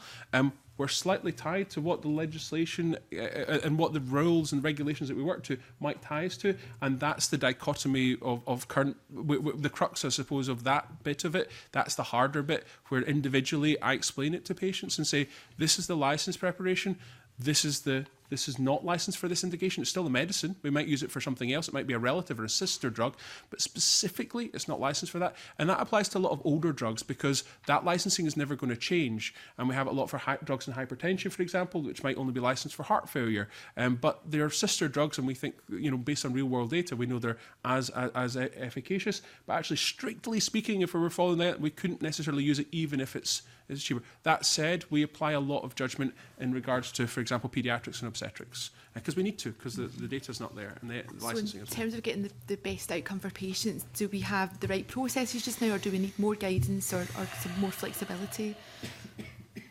Very briefly, who would like to answer that? David Coulson. So my view is that our systems are effective for what you've described. I think they work well. And we recognise the challenge of unlicensed and off-label prescribing. But in terms of licensed medicines and cost-effective prescribing, the system works well. Okay, thank you very much. And finally and briefly, Sandra Hart. Thank you very much, Convener, and good morning, everyone.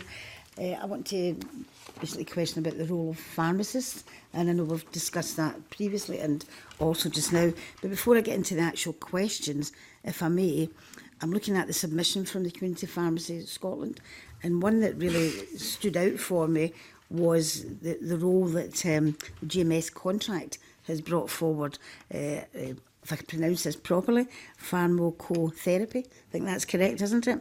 And you seem to say in your submission that because more pharmacists are now working in hospitals, etc., the health boards employ them, it's led to unintended consequences of creating workforce issues as pharmacists and technicians have left the community pharmacy. Could you maybe expand on that? Does that mean that we are losing more community pharmacies to the NHS, so therefore we would need to train or employ more pharmacists? Certainly, Ms. White. Yes, I think, first of all, I think the GMS contract and the pharmacotherapy in particular is it's great recognition for the profession in terms of the role that we can play in terms of medicines management and helping patients get the best out of medicines. So it's created this new, I suppose, plank in our profession where we now have practice pharmacists, which have always been there, but actually this investment is now meaning that every practice will have access to a pharmacist by a set time within the GP contract requirements. We have a finite amount of professionals working in pharmacy, so where are these pharmacists going to come from? Well, they're going to come from either the secondary care setting or other primary care settings. In this instance, community pharmacy, they're very shiny new roles within the profession. So a lot of professionals, and I must admit, maybe 15 years ago or so, I may have even looked at it myself and thought that looks like a great role. So. There's a lot of our profession has moved into that, which has caused unintended consequence in terms of workforce. I know there has been, in the last couple of years, workforce exercises led by the Chief Pharmaceutical Officer and our team to get a handle on, the workforce numbers in pharmacy. There's an increased number of pre-registration places, and the universities are being asked to to do a bit more as well. The numbers probably won't be enough, but I think part of the thing for me is pharmacy is obviously willing to play a role. I believe community pharmacy, and there are other models rather than the pharmacist being necessarily in the practice. I think if we have better communication, community pharmacy could play a role, alongside their GP partners of actually doing that from within the pharmacy practice as well. And I suppose that's the main point.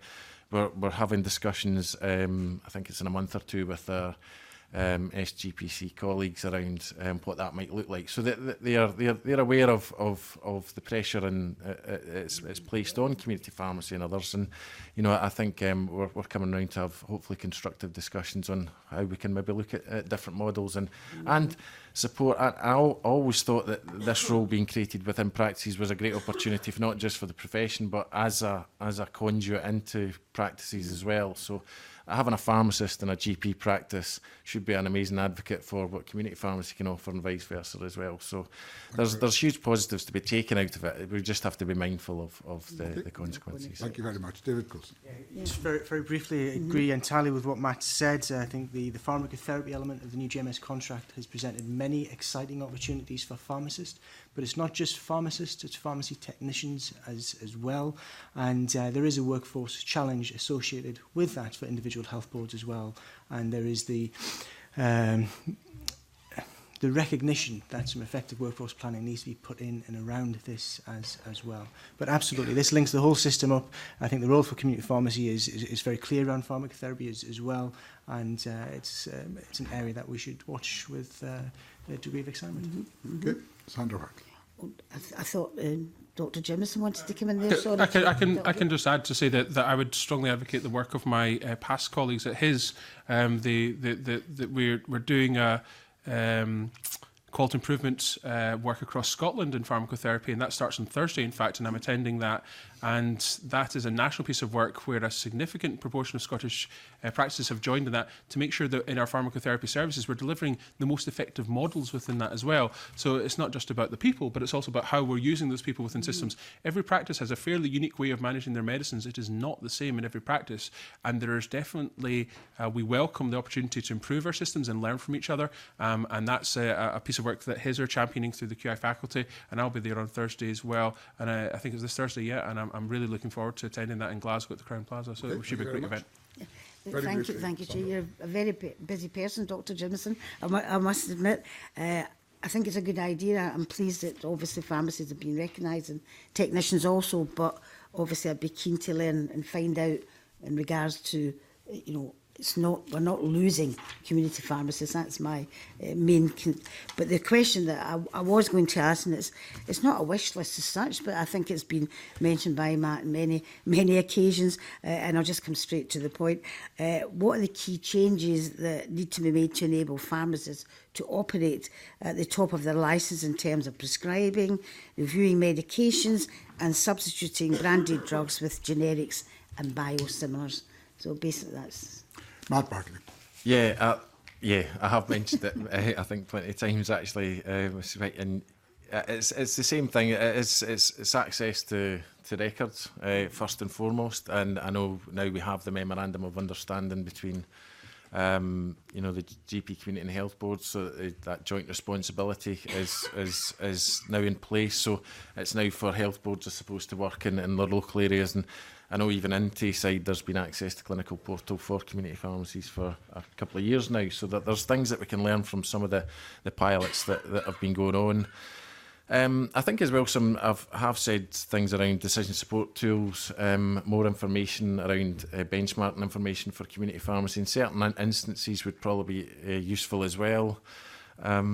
So yeah, I think that there's probably a longer wish list that I've probably said many times I as could well. read them out. Will I read them out? You're fine. Thank you very much, Sandra. I think it's for the witnesses to give their own evidence, not for you. Can I say thank you very much to all of our witnesses. That's been a very full session and a lot of good evidence brought forward. I know a number of you have offered to come back with other information that you have that will help our inquiry, and certainly welcome that. Thank you very much. We'll now suspend for a couple of minutes to allow a change of panel. Thank you.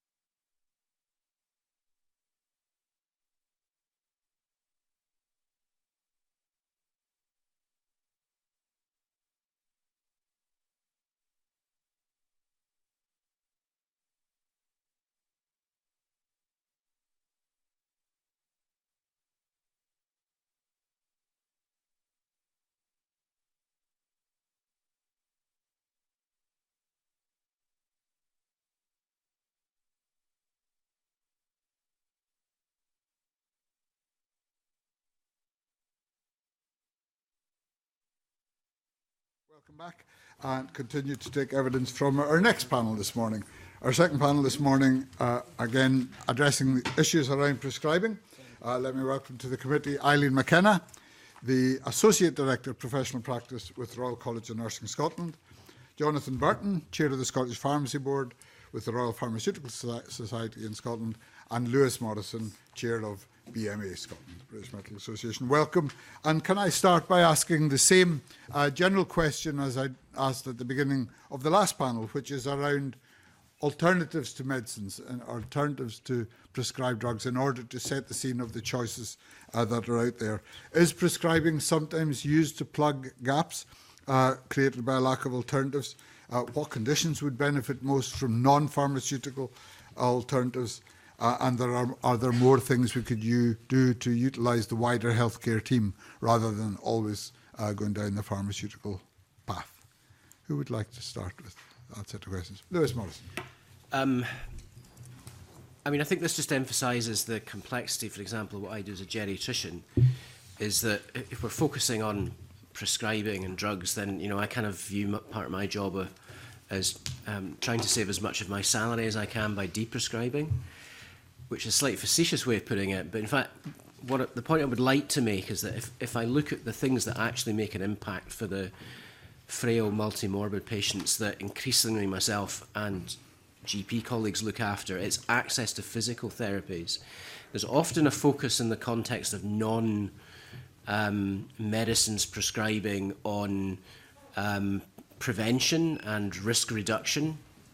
But I think I would also emphasise that if you are looking at maximising the health of individuals, that, to be quite honest, I often say that my impact is minimal compared to the impact of the wider multidisciplinary team and community teams that actually keep people healthy and at home. So I think that almost strays a bit out with, well, it stays quite a lot out with what we're discussing today. But if you actually ask me what's the evidence base for what to do with 85-plus-year-olds who are starting to struggle, and the evidence is probably keep them away from medicines and keep them away from doctors. So, you know, I think there's an important point to make there about access to the wider health resources. And that's dependent on, firstly, people knowing that they exist, and that doesn't just include patients, it includes healthcare professionals as well. And it also actually, particularly in the context of health and social care integration, relies on the information being accurate and up to date, because it does seem that a lot of those resources seem to change every 6 months. So it's a difficult thing to keep tabs on. So I think that probably opens up the question rather than necessarily answering it completely. No, that's helpful. Eileen McKenna.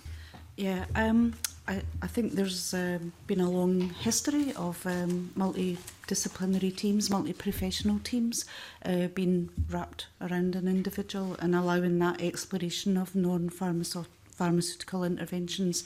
I mean, examples are cardiac rehab, where it's, there's specialist nursing teams, there's AHPs, etc., that are involved in those conditions and long-term condition management that promote health and well-being rather than relying on pharmaceutical interventions. Okay, thank you very much. Jonathan Burton. Prescribing can be incredibly complex, but it can also be an easy option sometimes. I think that's fair to say. And yeah, if we're going to have a discussion about prescribing, I agree, we would also need to have a discussion about deprescribing, stopping medicines in a caring and sensitive and appropriate way. That's quite often a difficult thing to do. And my personal favourite, not prescribing at all. So I work in community pharmacy practice, and I see a big part of my role as a sort of first port of call for patients in not only giving them timely access to some basic medicines that may be required, but also teaching them how to self-care appropriately and supporting that process. And in Scotland, we're just about to go through the latest evolution of our sort of patient-facing walk-in component of our community pharmacy contract, which has been badged Pharmacy First. And we're going to be expanding that service to the whole population rather than just those who were subject to the previous prescription exemption criteria. And that's a fantastic opportunity, but it also brings with it challenges, because we shouldn't be over-medicalising minor and common ailments. We should be there to help patients navigate through the times where they feel ill, they feel poorly, but also give them the tools to be able to effectively, manage minor illness and look after themselves and their families in the future. And that may involve brief interventions with pharmacies, GP practices, but we need to be mindful that one of our roles is to teach people how to look after themselves. And is there or should there be an equal level of scrutiny for non-pharmaceutical interventions as for pharmaceutical ones? Yeah, if I can follow on from that, I think absolutely we need to sort of build the evidence base in that area. And again, if you look at some of the pharmacy-based interventions that we've been providing for a number of years now, so we see the majority of smoking cessation quit attempts in Scotland. Okay, that involves the use of some licensed medications, but hopefully only for a short period of time for a sort of massive ongoing benefit. Pharmacies are also part of communities. We're part of the fabric of communities, and so are GP practices. And I think we really need to support that as a resource and lean on it more. If people are going to follow self-care advice, if they're going to listen to us and take actions off the basis of our recommendations for exercise, for diet, for lifestyle changes, a lot of that's about trust, and that involves getting to know patients and their families. So we must never undervalue just the importance of being there in people's communities and knowing them well and building that trust. Sure. Excellent. Anyone else? Lewis Morrison. Well, you ask about effectively the evidence for pharmacological treatments, and if you forgive me for trying to channel that bit of my career when I actually did do research and academic work, one of the difficulties in the context of chronic disease management, and if we accept that the frail elderly actually consume quite a large percentage of health and social care resources, and rightly so, one of the difficulties about proving the evidence for, shall we say, physiotherapy and advanced Parkinson's disease, to pick a personal example I would know about, is there's a difference between trying to prove that a treatment cures something or vastly improves it, and conversely trying to prove that interventions ameliorate the progression of something that inevitably will progress. And for example, I know from my limited time doing research that the actual numbers of people that you have to study to try and prove that what you're doing works is very difficult in some of non-pharmacological areas. So there's a real risk if we apply the very same standards that we would never actually approve lots of often physical therapies. We'd never approve them because you could probably spend the thick end of 200 years studying them to know whether or not it actually was attenuating or ameliorating what is an inevitable deterioration when people have got multiple chronic, incurable diseases. So I think the difficulty there is you have to fall back on what is the multidisciplinary professional view about whether these things are effective. We just need to be really careful that we're not actually trying to apply a standard that we could never meet, because there'd be things that we would never do. So that's a sort of long-winded maybe answer to your question, but I think we need to be cautious how we do it. Understood. Monica Lynn. Thank you, Convener. Just want to pick up on an issue that was discussed in the previous panel, and that's around the issue of avoidable medicines wastage. What do folk on the panel see as the main causes of waste at the point of prescription?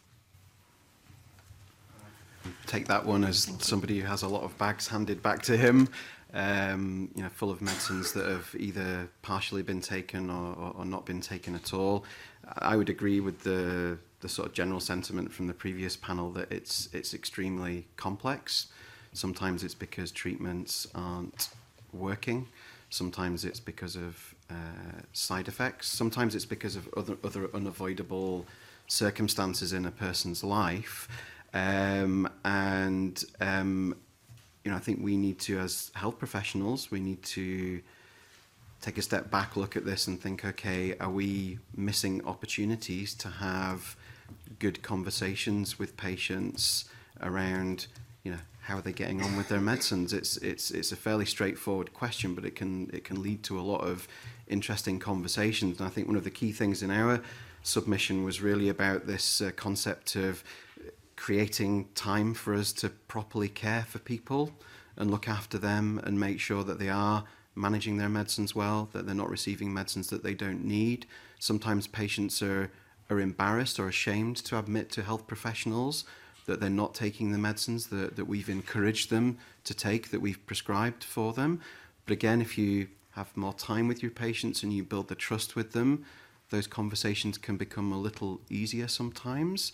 I certainly think from a pharmacy point of view, we've got a lot to offer in this area, and we could fix a lot of these problems. You're never going to get rid of medicines waste completely, but I think we can help minimise it. Our GP practice pharmacist colleagues, I think, are well placed to do some more detailed polypharmacy reviews, looking at some of the more complex cases, working shoulder to shoulder with our GP colleagues on that. In community pharmacy practice, I very much see our role as being effective brief interventions. I'll just give you an example. We have two Master of Pharmacy undergraduate students from Strathclyde School of Pharmacy working with our pharmacy at the moment, looking at a brief asthma intervention. So we've been running this for the last 2 months. My patient base is 17 to 25-year-olds. We're on a university campus. We have a lot of asthmatics. We've done about 100 questionnaire and brief verbal intervention exercises. I would say about 80% of those have revealed issues with that patient's treatment. They're too symptomatic, they're living with their symptoms of asthma. There's things about their inhalers that they don't know. They're just slipping through the net. But taking the opportunity to have those additional conversations has unearthed a lot of that. Now, at the moment, we need to write that on a piece of paper, and we need to figure out a way of sharing that with our asthma nurse and GP colleagues. That should just be part of the IT that I'm working with. I should be feeding this back routinely. We talk a lot about access to records, and that's very important. But part of that access to records is giving health professionals, be that district nurses, community pharmacists, the ability to share back what we are revealing in our communities about what patients are and aren't doing with their medicines and their conditions. So that just paints a picture in a generally healthy, well-educated population without comorbidities, without polypharmacy issues. Okay, Eileen McKenna. I would like to support that. I think it is around that multidisciplinary team review. Everyone has a role to play. District nurses are in people's houses, they can feed back. I think you've heard around polypharmacy reviews, but it is that multi-professional review. And time, I think, as well. Many professionals are time constrained. There is some evidence around nurse prescribers having longer appointment times, and they are promoting non-medicine interventions or doing that review and listening to individuals around whether they take their medicines, their compliance, etc. So it's multifactorial, but I think you've heard a lot about multidisciplinary reviews, polypharmacy reviews, and people having time, and the patients being empowered as well. Thank you very much. Thank you. Thank you very much. Thank you. There were a couple of supplementaries in the course of those last 2 or 3 questions. I think Brian Whittle and then Ali Cole-Hamilton. Brian. Thank you. I'll just go back to your line of questioning, if I could. One of the things I wanted to talk about is do we need to change patient culture in terms of expectation around prescribing and medication. We've talked a lot about the social prescribing element. You've talked a lot about interventions by other healthcare professionals, especially in physiotherapy for me, or in MSK conditions. But is there an expectation from patients that they expect to have some kind of medical intervention when they come through the GP practices doors, and a disappointment, if you like, when that doesn't happen? Lewis Morrison. So I almost came in on the last question around culture. because in a nutshell, actually, it probably explains a lot of why there's some dysfunction in the way we actually practice in healthcare, that we try to actually meet patients' expectations and concerns, but that sometimes causes friction with what you know as a healthcare professional is likely to be effective. I think that we have to kind of build this from the bottom up. I mean, one of the things I would observe over my career is a bit of a disappointment, in fact, that particularly around medication sort of literacy in the populations that I deal with particularly, I don't think has necessarily changed very much over time. And to kind of boil it right down to it, when you're sitting there in clinic and you're just going through the list of medicines people are on and you're trying to check with them what their understanding is of, well, it's the little white one with a score across it, doctor. What do you take it for? Well, I take it because I was told to. And there's something in there about, why is it that we're in that situation compared to some other, particularly other European countries where the level of knowledge and expertise that patients actually hold within themselves about their disease management and their medications is clearly far, far better than it is in this country. Now, so we're starting from a position where people don't really understand why it is that they're doing what they're doing, and I think that's multifactorial. I think there are many reasons for it, and as many reasons actually amongst individual patients themselves as in fact the healthcare professionals, because it is quite easy to say, well, it's because it wasn't explained to them properly. I mean, there's a huge bunch of evidence out there about how it is that you impart knowledge and get it to stick. And one of the problems we have now is we've got very data-heavy consultations. We're expected to bombard our patients with statistics about the risk of this and the benefit of that. And to be quite honest with you, as a geriatrician, I try to move away from that approach because I know that people would just be sitting there hearing a lot of words. And it's about the impact. I think that we're not necessarily in the best place that we could be in terms of public's understanding about the purpose of treatments, and they do tend to focus on medication because it's quick. You go in, you get a prescription, you go to the pharmacy, you get something.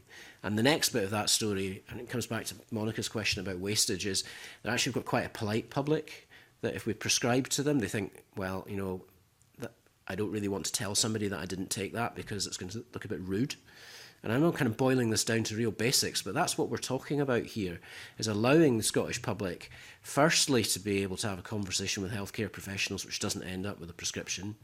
And secondly, if it does end up with a prescription, and for whatever reason they choose not to take that, whether it's for poor understanding, it's not working, it's actually making them feel worse, that they feel they can actually go back and say, actually, I'm not taking this anymore, without there being necessarily a perception that somehow they're going to be perceived as being a bad person or they're going to get a row.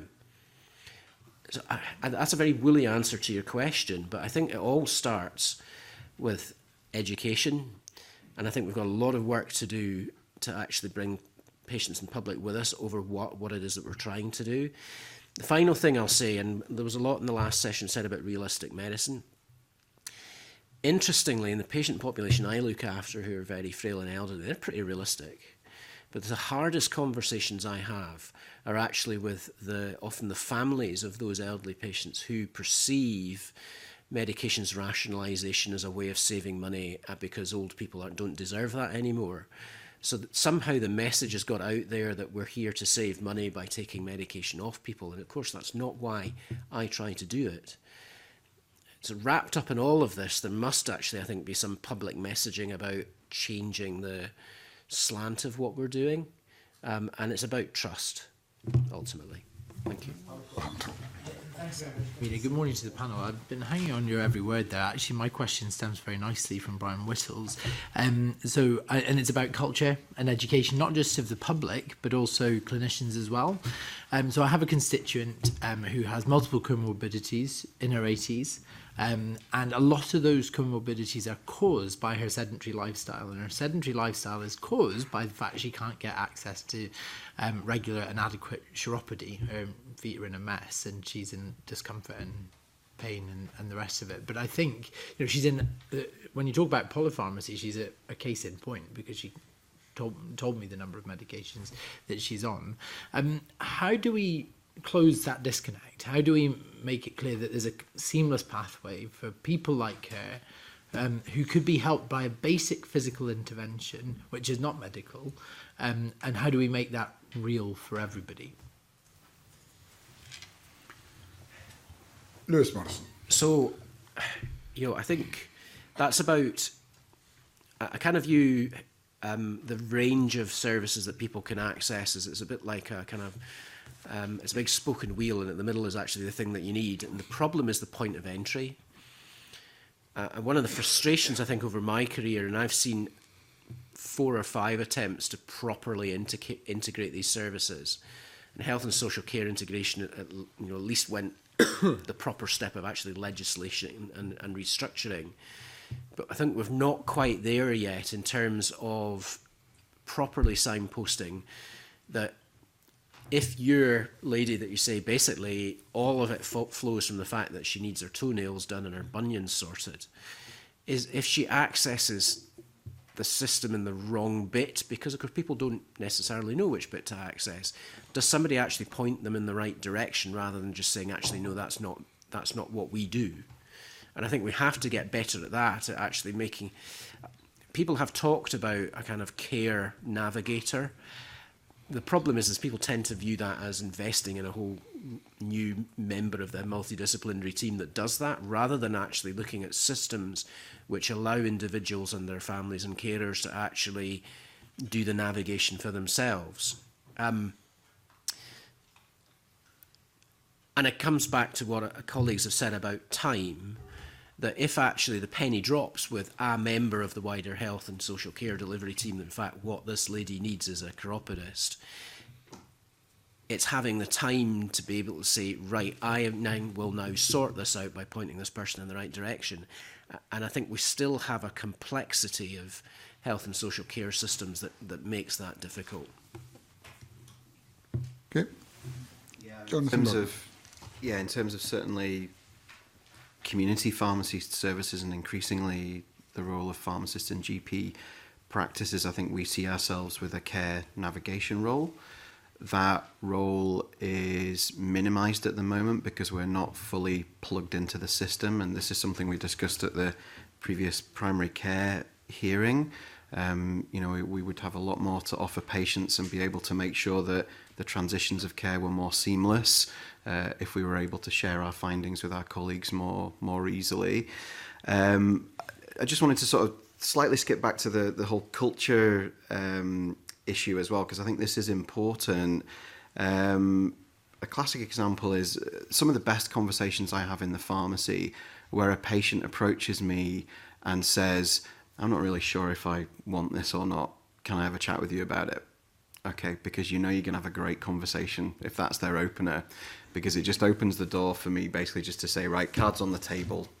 Okay, tell me what you chatted about with your GP if you don't mind, and let's just discuss the pros and cons. Because at the end of the day, and I'm always saying this to patients, when we give them a medication, it's up to them what happens next. They take that medicine away, it's their choice whether they take it or not. We're not mandating them to do anything. We're not forcing them to do anything. So they need to have the confidence and the reassurance that that medicine is the right option for them. And at some point in the process, they might figure out that it's not the right option for them. And that's okay. And it's okay to go back to the prescriber or to come back to me and say, you know what, on the balance of things, I'm just not comfortable with this. And then maybe we can have a conversation about, okay, well, how best can we support you? Or do you feel you have other things in your life that can help you, through this particular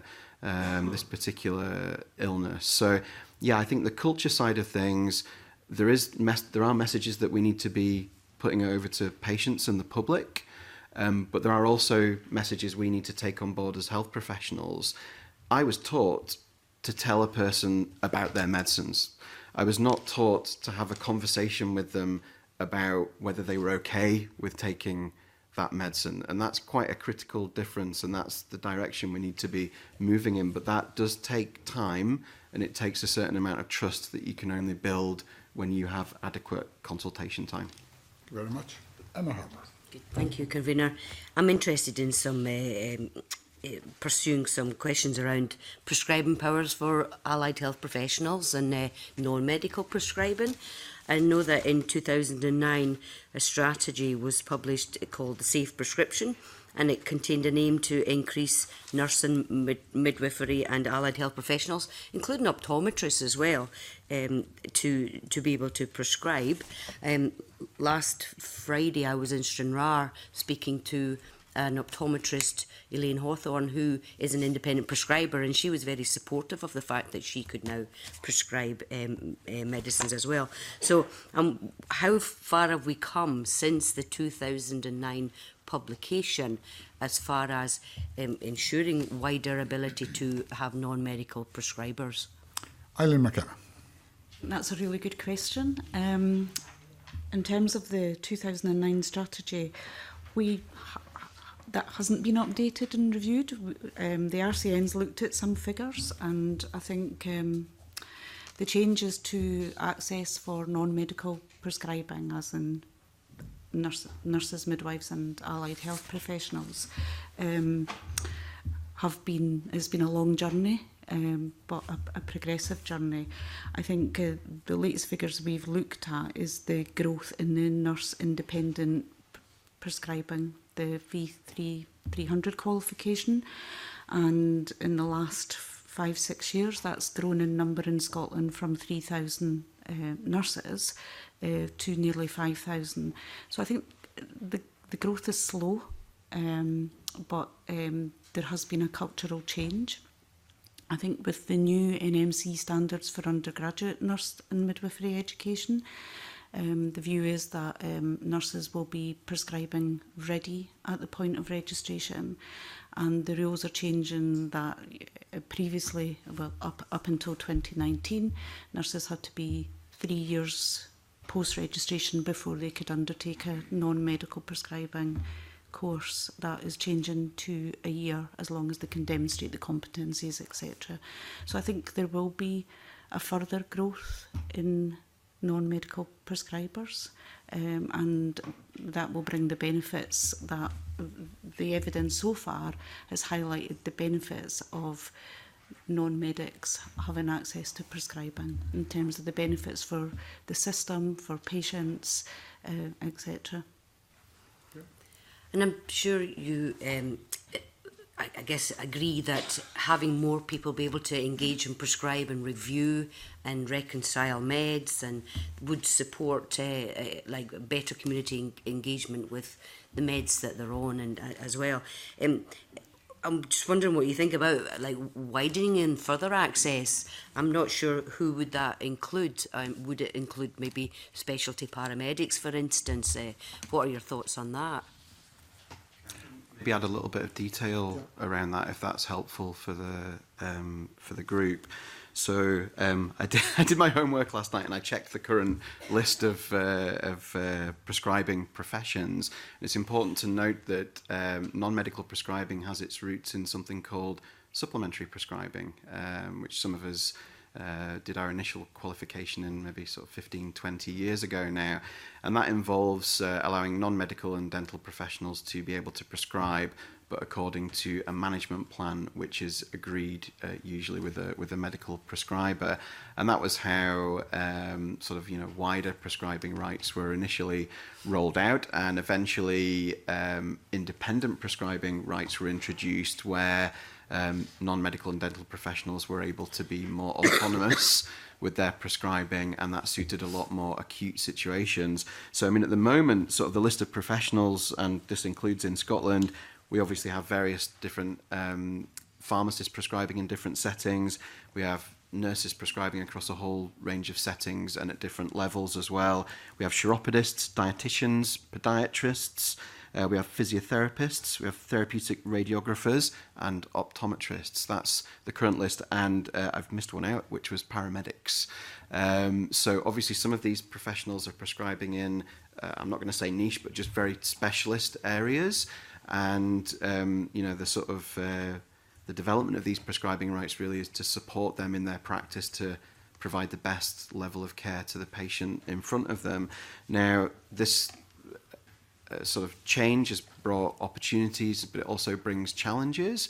So while we're meeting here, the Royal Pharmaceutical Society is hosting a meeting in Glasgow as we speak launching our designated prescribing practitioner professional guidelines and framework document, because up until now, any non-medical prescriber, or in most circumstances, you're required to do some additional training with the direct supervision of what's called a DMP, who's a doctor, a medic who would supervise that process.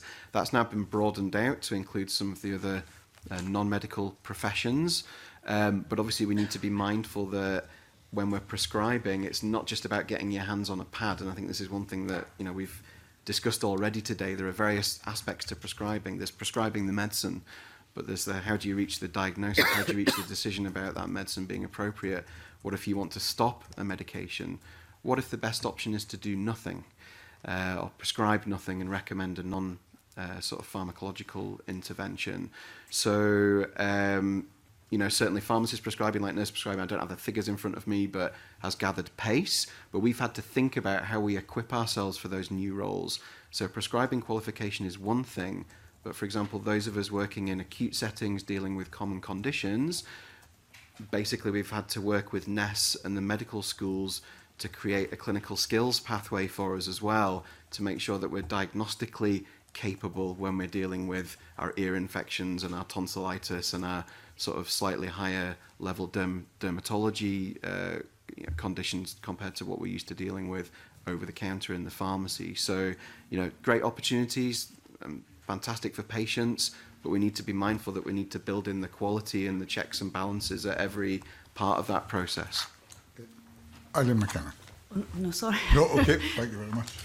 Just really, obviously, there is further education or competency assessment and development that has to be implemented, especially if we're looking at making changes to enable the pharmacists to look at meds of like branded drugs or generics as well as the biosimilars. That biosimilars has come up a lot in our last couple of evidence sessions. So are there changes that need to be made to enable pharmacists to then help develop the skills such as biosimilars and branded meds? I think all that's happening already. I just think we need to be mindful that when we have individuals, so I'll take biosimilars as an example. We have pharmacists doing some fantastic work moving patients from sort of originator branded products onto biosimilars. And the reason their work is great is not just because they're able to switch somebody to a product that's cheaper and more cost effective for the health services, that they can really help manage that process. If you were a patient, you would be worried, wouldn't you? If somebody came to you and said, this fantastic product that's changed your life, we want to tweak it a little bit. Pharmacists are equipped to manage that process and make sure that the patient is sort of taken on a sort of proper supported journey with that, rather than it just being a quick switch. So I think we have a lot of the capability, and I'm sure specialist nurse colleagues do as well, to make that happen in a sort of in an effective but also a caring way that's mindful of keeping the patient at the centre of it. Because we've spoken about medicine waste. When do you get medicine waste? You get medicine waste when the patient just didn't know what was going on, didn't buy into it, just didn't see the value. And maybe was too embarrassed to come back or too afraid to come back and ask for what they'd had before. So we need to be. I think we're doing good work in that area. We've got some of the right training processes in place. We've got a lot of specialist people doing that. It's just a case of making sure it's done properly. Okay, thank you very much. Miles Briggs. Thank you, Convener, and good morning to the panel. And what we've just heard leads in quite nicely to what I want to ask around repeat prescribing. And we've already heard from Jonathan Burton around deprescribing. But I wanted to ask, in your experience, what proportion of repeat prescribing is avoidable? It's really difficult to put a percentage on that. Really tough. So I'm not gonna do that. I think what I'll qualify that by saying is that given the appropriate resource, support, time, we can do better with supporting people with their medicines and making sure we don't get into situations where repeat prescription systems are effectively churning out scripts that are not needed I think we all know that there are medicines in the system which are inappropriate, not necessary, just not right for the patient. And we need to do more work around that. I think what we would hope would be, with the right sort of evolution of the community pharmacy contract, that we can work on our brief interventions, and we have a spotter role here in terms of picking up on when things are not quite right, patients that we know well, unusual ordering patterns, just having that conversation. How are you doing? How are you doing with your meds? And if we've got the trust there and the people know as well, which we're embedded in their communities, hopefully we'll start getting some good answers and some stuff we can work with. Our pharmacist colleagues in GP practices, I would hope that I could pass the baton to them for some of these cases and say, this patient needs a bit of a polypharmacy review, or there's something not quite right here. Can you and your GP colleagues maybe take this on as a case and work on it and see what can be done? So that's the way I see things heading. Difficult to put a percentage on it, but there's good work that needs to be done there, I think. So it's fair to say, in terms of solution finding around that, IT and data is probably the key problem in terms of all professionals being able to add value to actually assessing whether or not that's needed. Yeah, so I think, as was mentioned in the last panel, we have a bit of a lack of data about what happens when the drugs actually get to the patients. And actually that's where I can see community pharmacy adding a lot of value if we were plugged into the system and we were able to feed back in a timely manner with different sort of strata of urgency. When we spot problems, then actually that data itself is going to be really, really useful, and we would hope that data set would be completed when the patient maybe attends for a GP or specialist nurse review or GP pharmacist review, and we would actually start to really rake in some data around that. So yeah, it's coming back to the same old chestnuts here of, because we're not all plugged together properly, we are losing data. We're just hemorrhaging outcomes. Okay. Anyone else? Lewis Morrison. I think in terms of hindsight's a fantastic thing. So I think I would want to break this down into, if you look at repeat prescriptions, which are those which have been kind of rumbling on for a while, where there's been opportunities missed to review things, and perhaps the patient, there was an opportunity for them not to be anymore, and we know that's one group. And I think that is probably more community and primary care based. I mean, I work almost on a much more case finding opportunity, but for example, somebody who has been fit and well in 83 is, as a result of a new clinical problem, and it often happens quite acutely, no longer fit and well in 83. And you look at their repeat prescription list, and if I can be slightly facetious about it, I stand on the ward round and go, what on earth are they on that for? And what I really mean when I say that is, okay, this is now the opportunity at which many of these medications must be reviewed. And the point about data is well made, because sometimes the reason why that person is on 2 or 3 of their medicines is totally lost in the mists of time. That even with the huge amount of data that you get in referrals from primary care, and that's on our electronic systems, and of course, within a huge amount of data, where's the needle in that haystack that tells you why it was that drug was once prescribed in 19 oatcake? Sometimes you just have to make the decisions, because you know that the risk to cognition and to falls and of actual harm to the patient is now, you must change them. So I think I would break it down into those two. Now, I think clearly there are opportunities missed, both in the people rumbling along on their prescriptions, who are absolutely fine to reduce medication usage, but there are also more we can do, I think, in secondary care to make sure that systems are in place to make sure that medication reviews firstly happen, second, that they're reasoned, 3, they're communicated properly, and 4, in fact, that the data allows primary care to understand why that idiot Morrison stopped all this lady's drugs. So we have to get better at that. I mean, we've talked a bit about IT quite a lot this morning.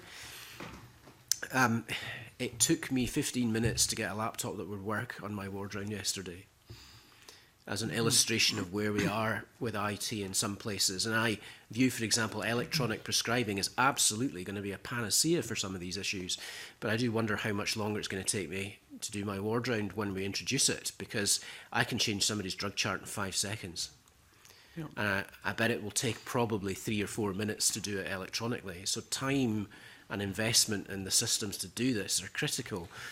I think we are in a position where we are missing lots of opportunities to not just to reduce wastage, but to reduce harm. I think let's go right back to what we're trying to do this for, which is to actually make sure that patient outcomes are good. We've got a long way to go. I think that's some really good points you make there, and I think kind of the frustration, I said this last week as well, is we've been talking about this for 20 years, really, and don't seem to be any further forward. I wanted to ask, though, in terms of all the professions you're representing today, what impact has the Montgomery v Lanarkshire judgment around meds reviews had on your professions, and specifically around changing informed consent? And do you think it has had any change in how people actually look at what patients are actually prescribed? Bruce Morrison. I think from a prescribing perspective, I think it's probably had less of an impact than on the very physical things that, for example, surgeons do to people. I think that there are circumstances in which I think, unfortunately, it has rather pushed decision-making, not always appropriately, much more in the direction of the patients. You might say, well, we're trying to do decision-making in a patient-centred and patient-informed way. But I think there is a real risk in the face of Montgomery that essentially you give the patient a list of the 500 things that could go wrong. After you've read that list, if you still want me to do this to you, then let's talk. And I think it has changed the dynamic in both good ways, but not necessarily always positive ways. From a personal perspective, then, I work in a kind of permanent pessimism mode, which is almost everything I do has the potential to harm as well as actually benefit. And that's the juggling act I perform all the time when I'm either doing or not doing things. And to some extent, actually, the iteration of that, the thinking out loud with the patient and or their carers or family in front of them, we could do this, but it might do that, or we could do that, or not do that. I'm maybe not the best person to speak about this because I'm not sure Montgomery made a big difference to me, because I've been practicing in that kind of juggling all of the risks environment for a long time now. I have to say that I feel very sorry, actually, for some people who do very physical treatments about trying to, within the time available, explain all the potential things that could go wrong. And that's the ultimate consequence of Montgomery, is it's about the balance of actually explaining risk and benefit, and I think it has had unfortunate unintended consequences. Jonathan Burton. Yeah, I would say it's more of a general effect, and whether it was something that was just sort of developing anyway. But I'm certainly, from a pharmacy perspective, just to give you 2 examples. I think we're becoming a lot more comfortable with discussing the downsides of treatment with patients. So the one standout example is the Scottish patient safety work around non-steroidal anti-inflammatories, your ibuprofens, your aspirins. Go back 10 years, would I really have a conversation with pretty much every patient, either buying or prescribed ibuprofen in my pharmacy, about what could go wrong? Probably not. Do I nowadays? Almost every time. It's standard practice. It's permeated through what we do. Almost everybody who purchases and is prescribed a non-steroidal anti-inflammatory really should be getting the conversation. It might be the conversation for the umpteenth time, but they'll be reminded, about the stomach-related risks, what to do if you get dehydrated, the fact that you shouldn't just carry on, you should raise concerns if you're getting side effects. The other one, which is, it's actually not an NHS issue, but it is a medical issue, is those of us who run private services for vaccinations. There's been a few critical incidents over the past few years regarding yellow fever vaccination. Now, that's a vaccination that carries a very, very small risk of some very, very, very serious side effects. And it's a live vaccine, so it shouldn't be administered to patients who are in any way immune suppressed, or if they have an issue, if they don't have a thymus gland. There's various sort of medical contraindications. And some of these patients have slipped through the net, and there have been some really awful incidents around that. So every time I prescribe and I sort of administer a yellow fever vaccine, I have to have a brutally honest conversation with the patient, especially if they're an older patient, if they're over the age of 60 or the risk risk goes up at age 70 as well. We're still talking sort of single to double digits in the millions here, but these are really serious side effects. So I have to have that upfront, honest conversation with them about it. And actually, we are now more routinely dealing with medical exemption type certificate scenarios rather than automatically defaulting to vaccination for some of our older patients. And those are tough decisions, and they have to be co-produced, but it's more difficult conversations, but that's becoming a more accepted part of our practice. So it does permeate down. Okay. Eileen McKenna? I mean, I would echo what my colleagues have said. I think people have always practiced, but, you know, nurses have always practiced within their code of conduct, which is, you know, and about that informed consent of any intervention. I would hope that people aren't becoming more risk adverse, because there's risk with everything, but sometimes the benefits outweigh the risk, and it's that professional judgment and that conversation with individuals. Supplementary, Emma Harper. Yeah, just a wee sub. It's maybe directed at Lewis.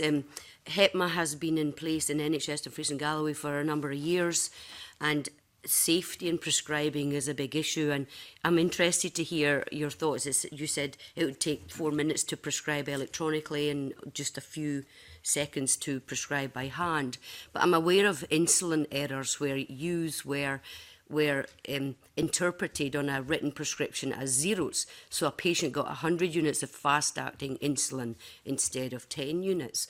So how do we reconcile then that? Are we tracking HEPMA as in medicine time to prescribe, or, you know, safety should be paramount as well? And I say that as a type 1 diabetic as well, so obviously that's a concern.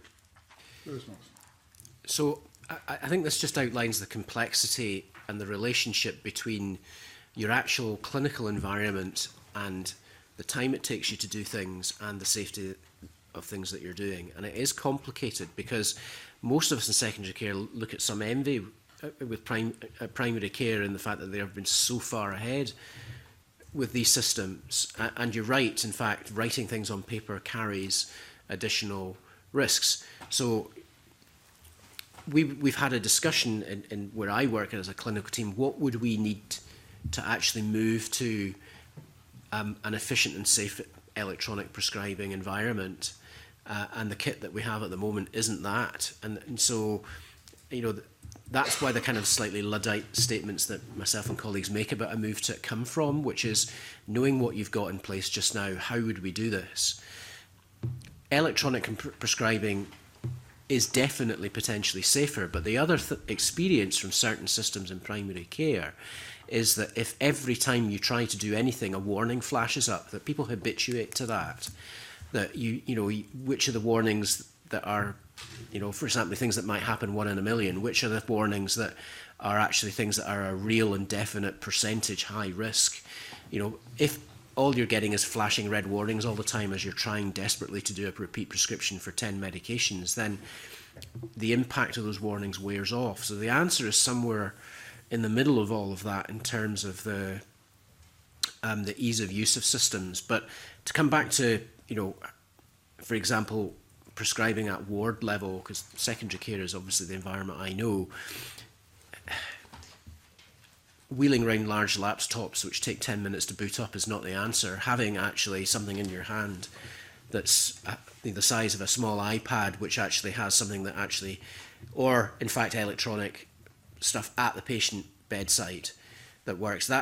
But I look at that and I know that these systems exist, and they exist in some places in the UK and certainly in Europe and definitely in the States. And I look at where we are in many places that clinicians work in Scotland, and look at where the journey will have to go from where we are to getting there, and you know that's going to take a lot of investment.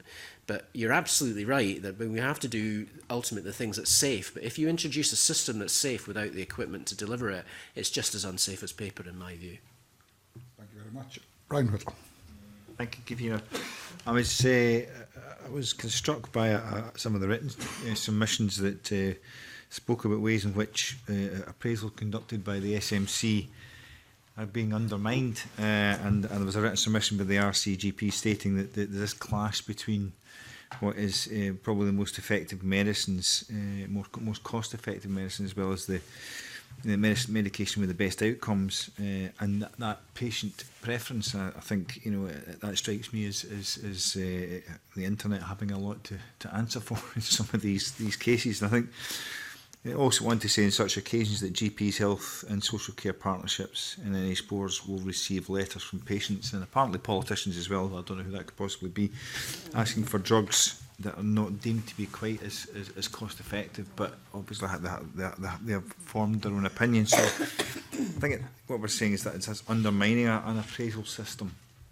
And we have means that some patients are being maintained on drugs that aren't perhaps most cost effective or most effective for their condition. So with that in mind, I think, what do you think can be done to support prescribers in upholding that advice on both cost effective and clinically most effective prescribing?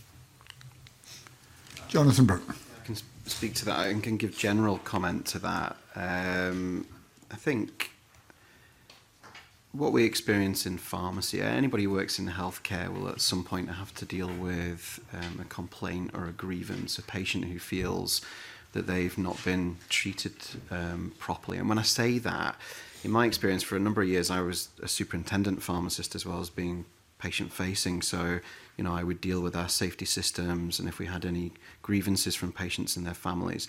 And what always struck me was we were whenever an error occurred, and errors occur in healthcare, it's a fact, and we have to admit that and work to improve things.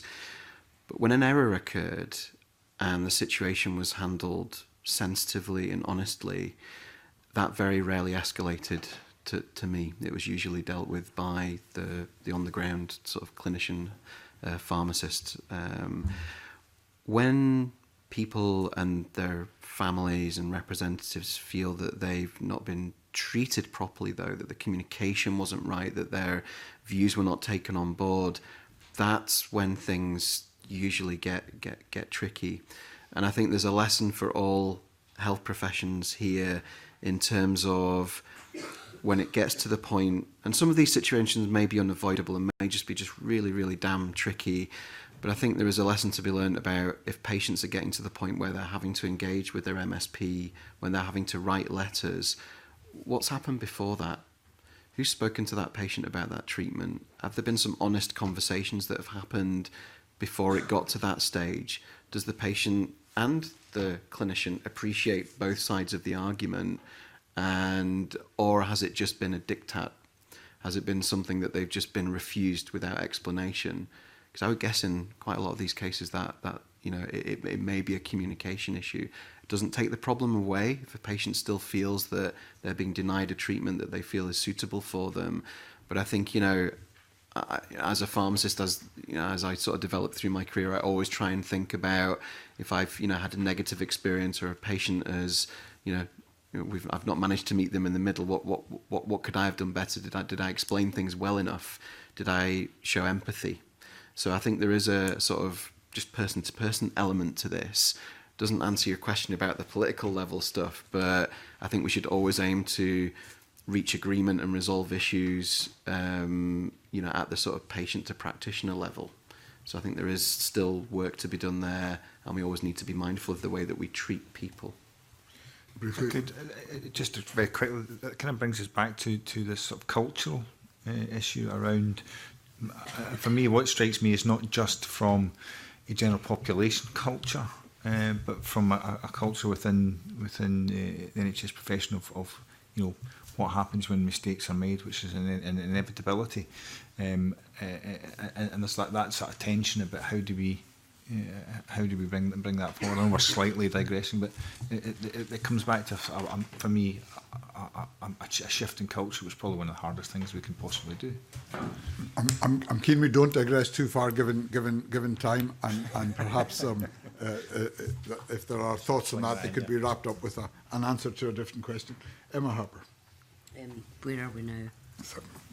6. Okay, right.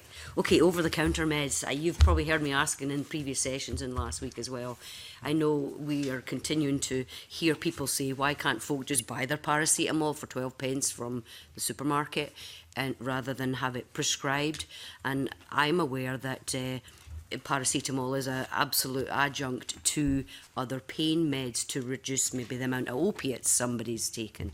So, and I know in England that they have adjusted or they adapted a policy that was limiting prescriptions to over-the-counter meds for an array of different conditions, and patients might still be prescribed these meds. But, you know, I'm concerned that if we start saying to folk, sorry, you can't have your paracetamol, you need to go and buy it, that might be an issue that means that people might not take meds. So do you have any thoughts on whether Scotland should pursue a similar policy which has been adopted in NHS England? Lewis Morrison. I can be really brief. It's not worth the grief. And I'm going to be really reductionist about this, that by the time somebody has actually accessed healthcare in order to seek a prescription for that, there have been costs associated with that already. You're highly likely to engender some fairly major friction in the kind of healthcare professional-patient relationship by getting into this. And that's what this boils down to, is individual clinicians getting into a position of difficulty with the people they're treating. And if we think about it as a whole system approach, I mean, I've generally believed that we haven't properly analysed the costs of what happens if you don't have free prescriptions, because measuring the cost of healthcare time is actually not that easy to do. So I'm going to come back to what I said at the start. If we were to move to a situation where by the time people have access to healthcare, say, okay, you came here expecting I would prescribe you this, now off you go and buy it at the supermarket. I think, you know, let's value, rather than cost, let's value what it is about, you know, we would be saying, if we moved to a system where we actually sent people away to go and buy it at the supermarket, you know, I genuinely just don't think that it's worth the actual cost to the relationship of patients with their healthcare systems of doing that. By all means, if somebody comes back to me and gives me a very, very good economic analysis of why we must do it, that actually includes the opportunity costs of lost healthcare time, having the argument about it, then come back and convince me. At the moment, I'm absolutely unconvinced we should go down that route. Okay, Jonathan Burton and then Eileen McKenna. Yeah, I would very much agree with that. I think there are, basically speaking, three classes of medicines. There's general sale medicines, which you can buy pretty much anywhere in the supermarket. There are pharmacy-only medicines, which can only be bought from a pharmacy, and then you have prescription-only medicines. Now, deciding what we are and aren't allowed to prescribe as practitioners within the NHS based on the legal classification of a medicine is, in my mind, quite ridiculous. And I'll give you the most ridiculous example that always slightly annoys me is that of emollient products for the treatment of eczema and other chronic sort of inflammatory skin conditions. As somebody who sees patients with dermatological conditions in my walk-in clinic in my pharmacy, I'm a non-medical prescriber. That is one of the mainstays of the sort of the treatment plans that I put together for patients.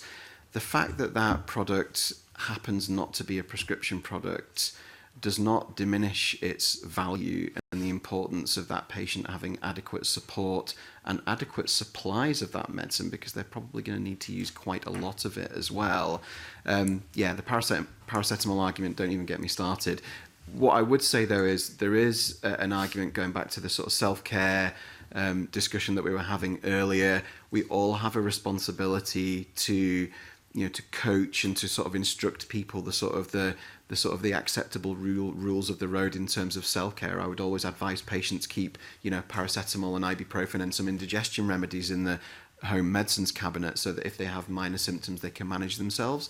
That should be managed in a sort of self-care sort of home environment with some additional advice from us if they need it. But yeah, certainly when you're talking about people who present because they're acutely unwell and they need advice at the time, it's our responsibility to make sure that those patients get the advice and sometimes the medication that they need and the legal classification of that medicine should not really come into it. You can always ask people what they've got at home though. So if I see somebody with a sore throat and I decide it's viral and we have a chat about the symptoms, give a bit of a worsening statement, a bit of self-care advice, the first question I'll say to them is, listen, what do you have in your medicines cabinet?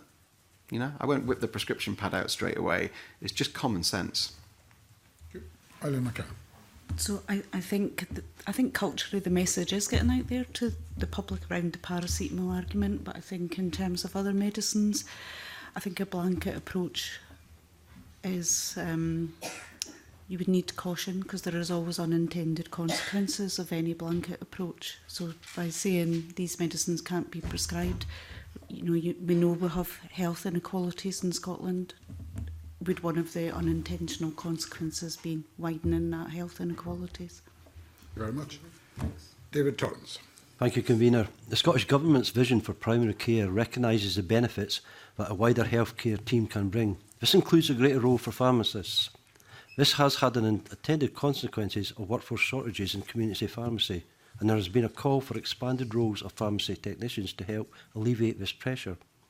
Are pharmacists bringing anticipated benefits to general practice? And is there adequate skill mix and workforce to enable this extended role for pharmacists? Jonathan. Looking specifically at the role of pharmacists in GP practices, I think it's important to state that pharmacists have worked in the, I guess, non-community pharmacy primary care setting, i.e. in practices and within health boards for many, many years. I mean, I spent 6 months working in a GP practice 19 years ago, and it wasn't even new then.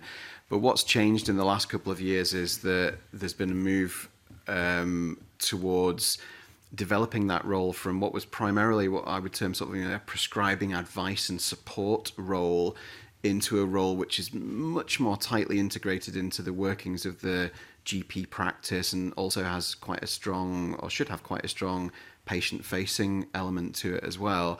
And I think we have a NEST-supported sort of training program to make sure that pharmacists working in that environment are well supported and well briefed about their role. And now we have some changes in the GP contract, the pharmacotherapy component of that, which is actually very prescriptive about what pharmacists and also about what pharmacy technicians should be doing. So the basic building blocks are there.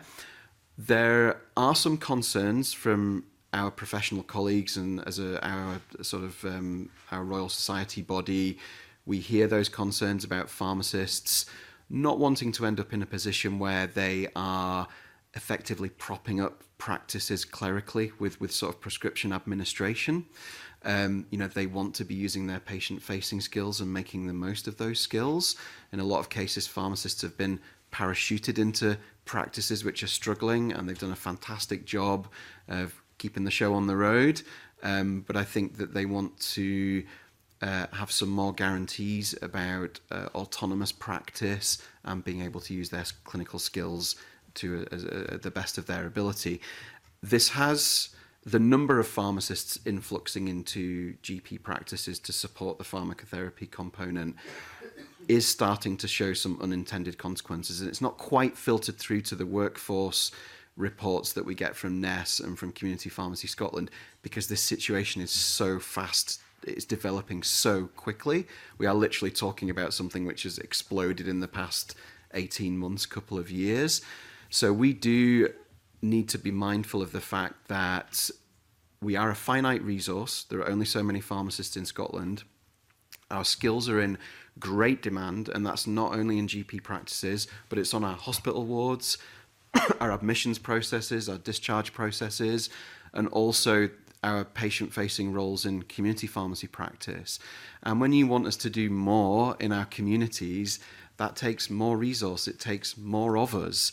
And what we're seeing is, we've done a piece of work at the Royal Pharmaceutical Society recently around workforce pressures and mental health in terms of our pharmacist workforce.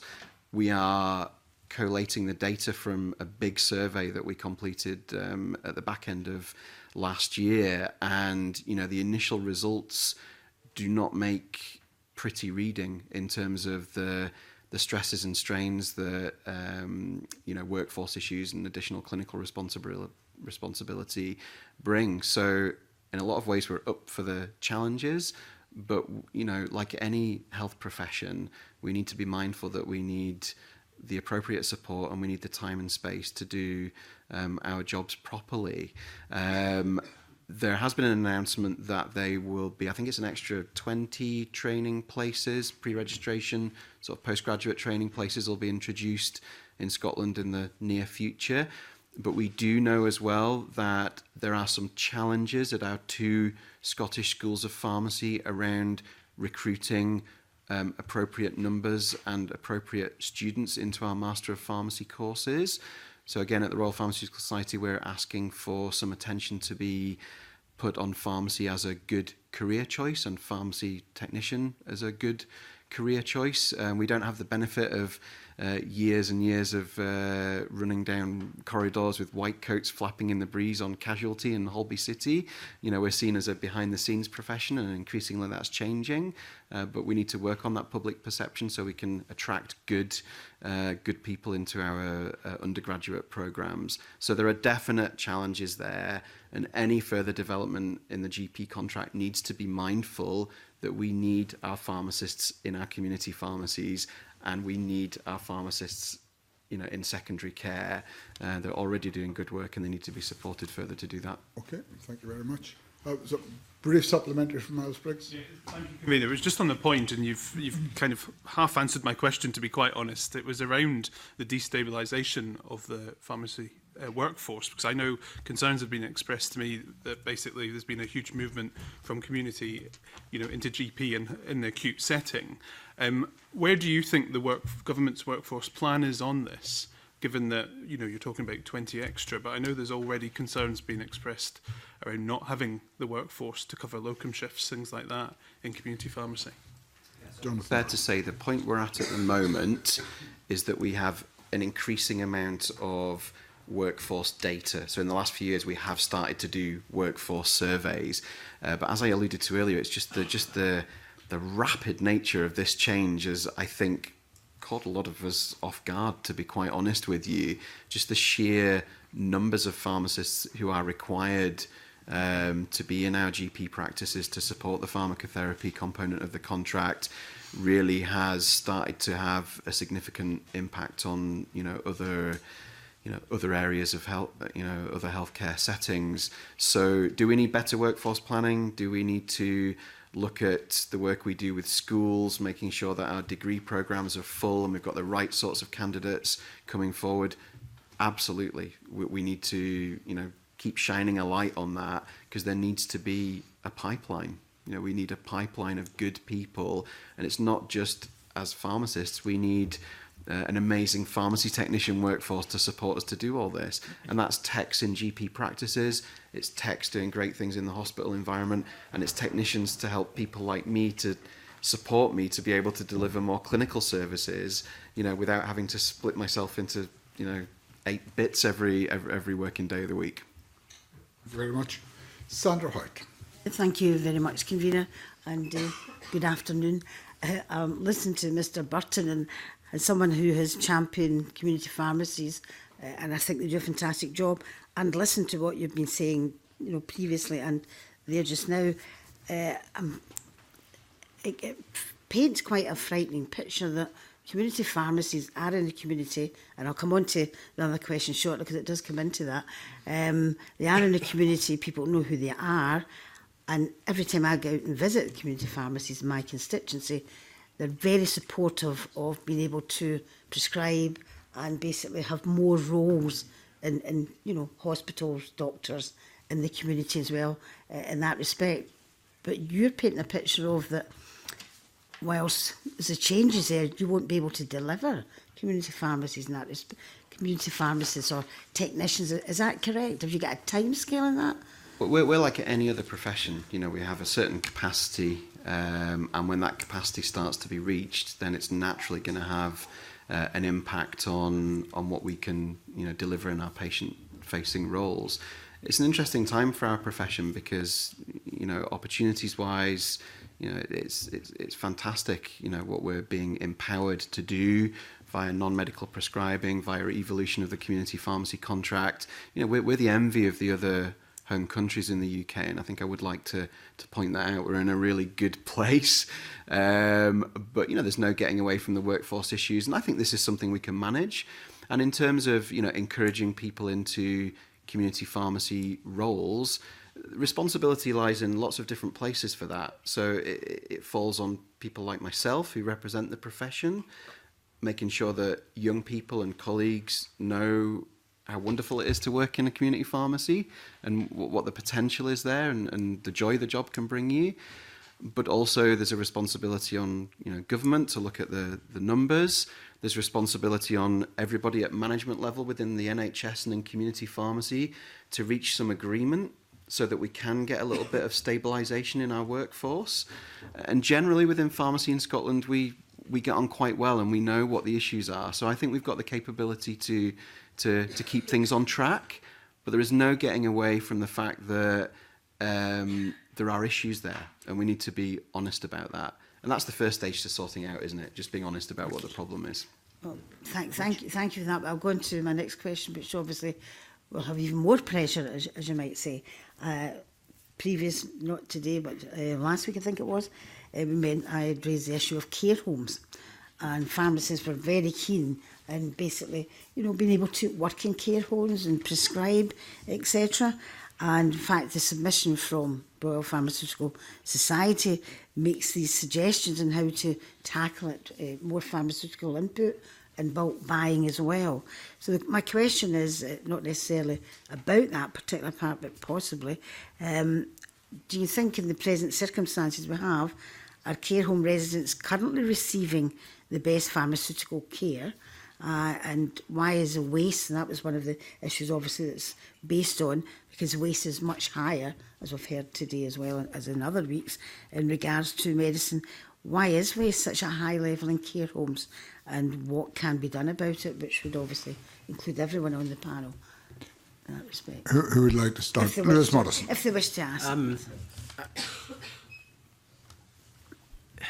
So care homes are generally full of pretty frail elderly people, and you know, I hopefully can speak from a position of a bit of authority about that. The answer's never unidisciplinary.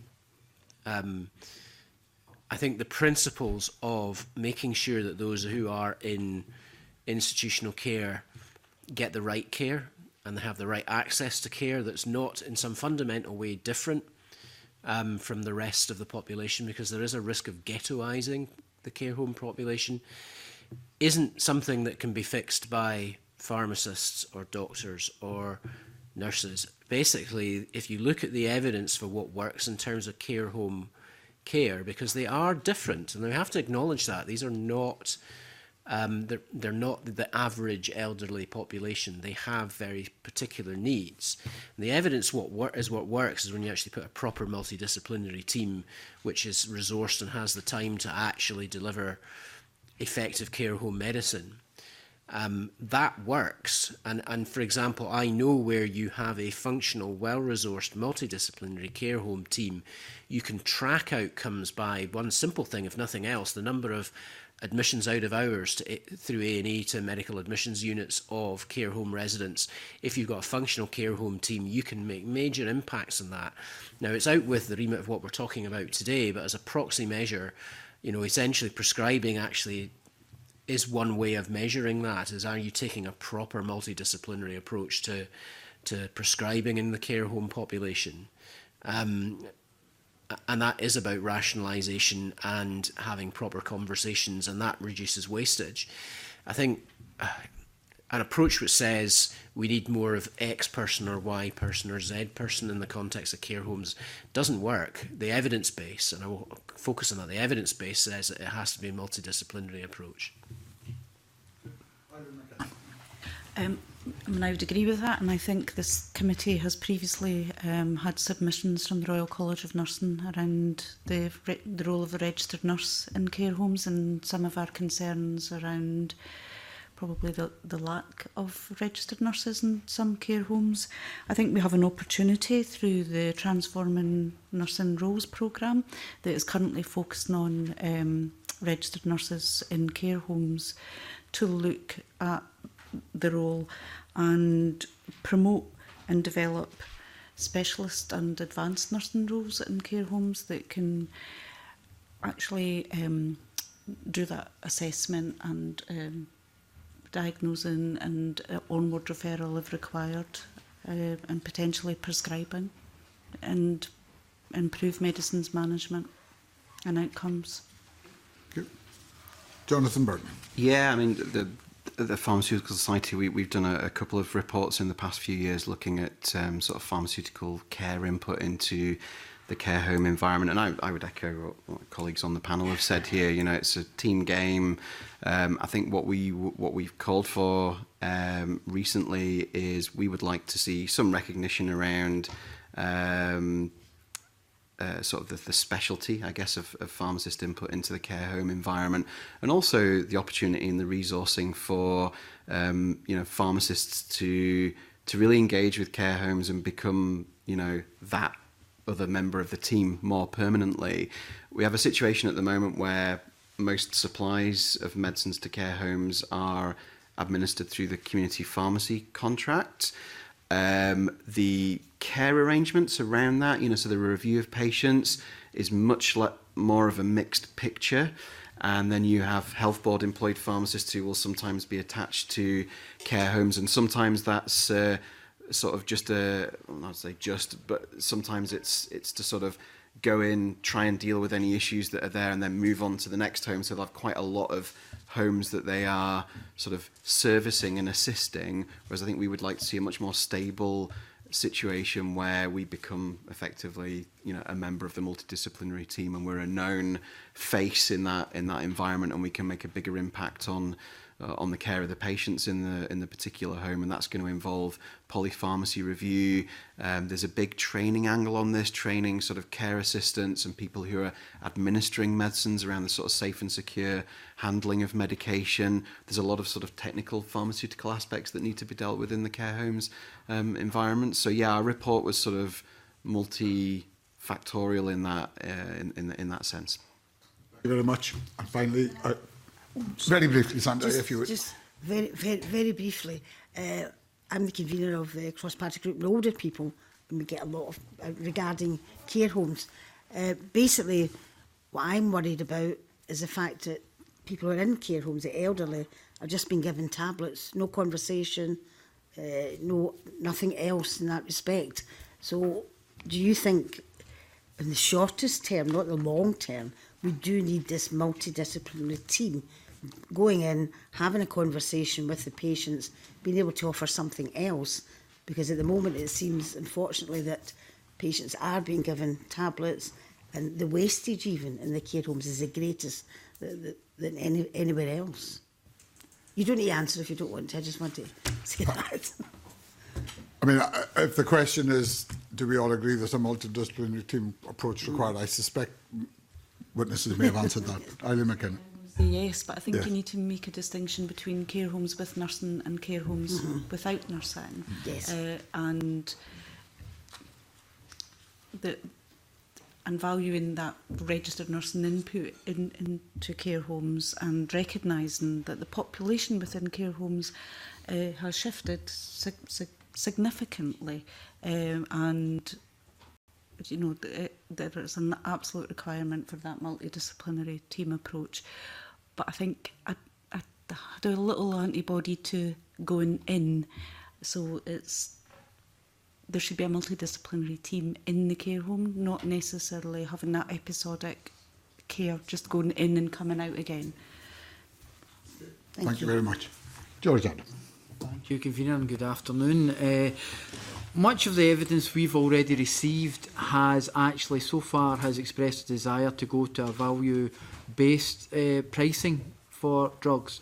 Now, I know this has been for the UK government and it's a reserved issue. Do you actually support that idea of going to a value-based pricing? Based on the value of benefit rather than well, I assume purely know cost. That. Yeah. If the question you're asking is, do you feel our current processes and institutions are robust in that regard, then I would say, as a practitioner, I do, generally speaking, feel that they are robust, and I think we get good value for money with our medicines in the UK. I mean, obviously, that's quite a big question you've asked there. But if you're just wanting a general comment back, then, I think, we always need to look at the value of products, not just the cost. But obviously there's an issue if the UK government are looking at this as a way of looking forward of price of the drugs being based on the benefit the drug brings to the individual that's using them. So, it's an ongoing debate that we've been having currently here, and obviously within your industry as well, healthcare industry. So surely there must be a way where you either see it as a way forward or you don't. I'm not sure we're far enough along with the debate for me to comment on that, to be brutally honest. Lewis Morrison. Yeah, I'm just going to be honest, I'm not sure I understand the question. Okay. It depends what you mean about value. We've talked a lot this morning about the human aspects to medication usage, and value, a lot of it's in there. At the end of the day, though, when you're actually procuring medication, you've got to be able to say it works. And then there's a subsidiary question about, well, who's making the decision about whether it works or not? And it's a hugely complex landscape. I have to say, because apart from a year in Gateshead before they sent me back to Scotland, I've spent my entire career in Scotland. Am I confident now, compared to the start of my career, that the mechanisms we have in place are much better than they used to be? Oh yes, they absolutely are. I think the landscape was very, very different in the 1990s in terms of where we started from, in terms of where do you get your medicines from? Do they work? What's the evidence base? Are they safe? How do we monitor that? We're in a completely, vastly better place than we were at the start of my career, where pretty much somebody said to me on the day I qualified, there's your BNF and off you go. Just bear in mind that that's the most dangerous book in the world. Systems are so much better than they used to be. I think we need to be really careful not to deconstruct some of the major advances we've made in the way that we actually procure, prescribe, use, and actually prove what we're doing with medication. Let's bear in mind how far we've come. I suppose I'm trying to get to the point where, you mentioned it earlier on, Lewis, with regard to if you're looking at moving someone with a long-term condition onto a different medication that A, does save money, does actually is proven that it actually does help the patient as well. How do you have that conversation? It's back to what you said earlier on with regards to when you're moving that patient onto that said drug. How do you get to that stage where you're talking about how it's actually good for that individual, as opposed to them thinking, or their family members, as you mentioned earlier on, thinking it's just a cost-cutting exercise? Well, I think that is about it is about relationships and trust, and that's often about time, and often it takes more than one discussion. I think we tend to view healthcare very often nowadays as it's got to all be done right now.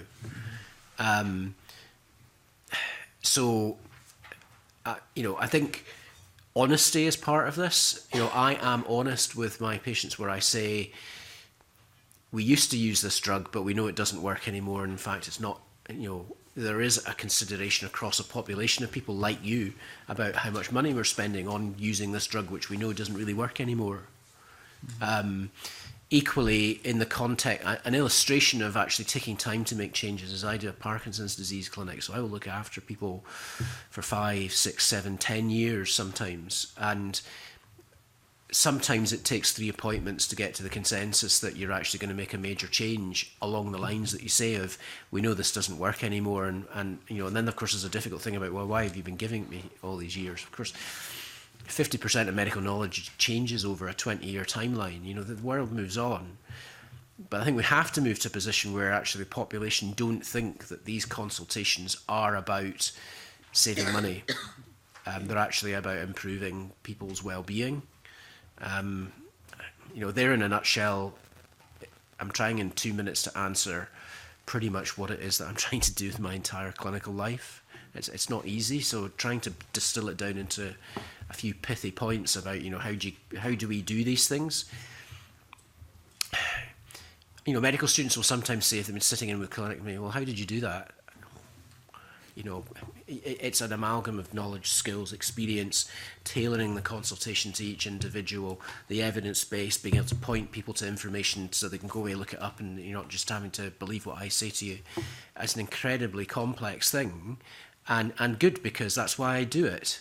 But I think we need to make sure that the kind of headlines that come out around, we're not going to use this drug has been approved, we're going to, you know, I think we need to get better at the communication angle, and that's from the top down.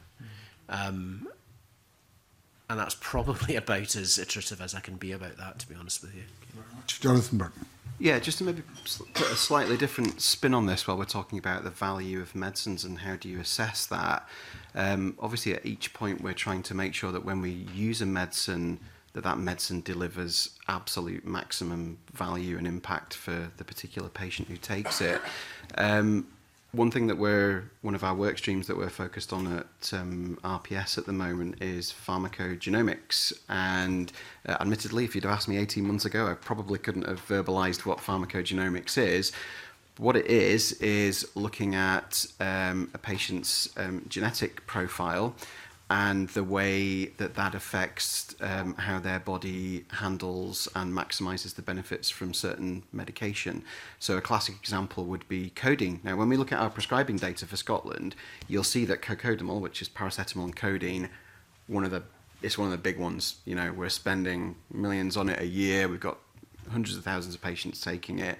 But did you know that a certain percentage, a fairly healthy percentage of the population, just can't metabolize codeine properly? They can't turn it into morphine in their body that makes it a good pain reliever.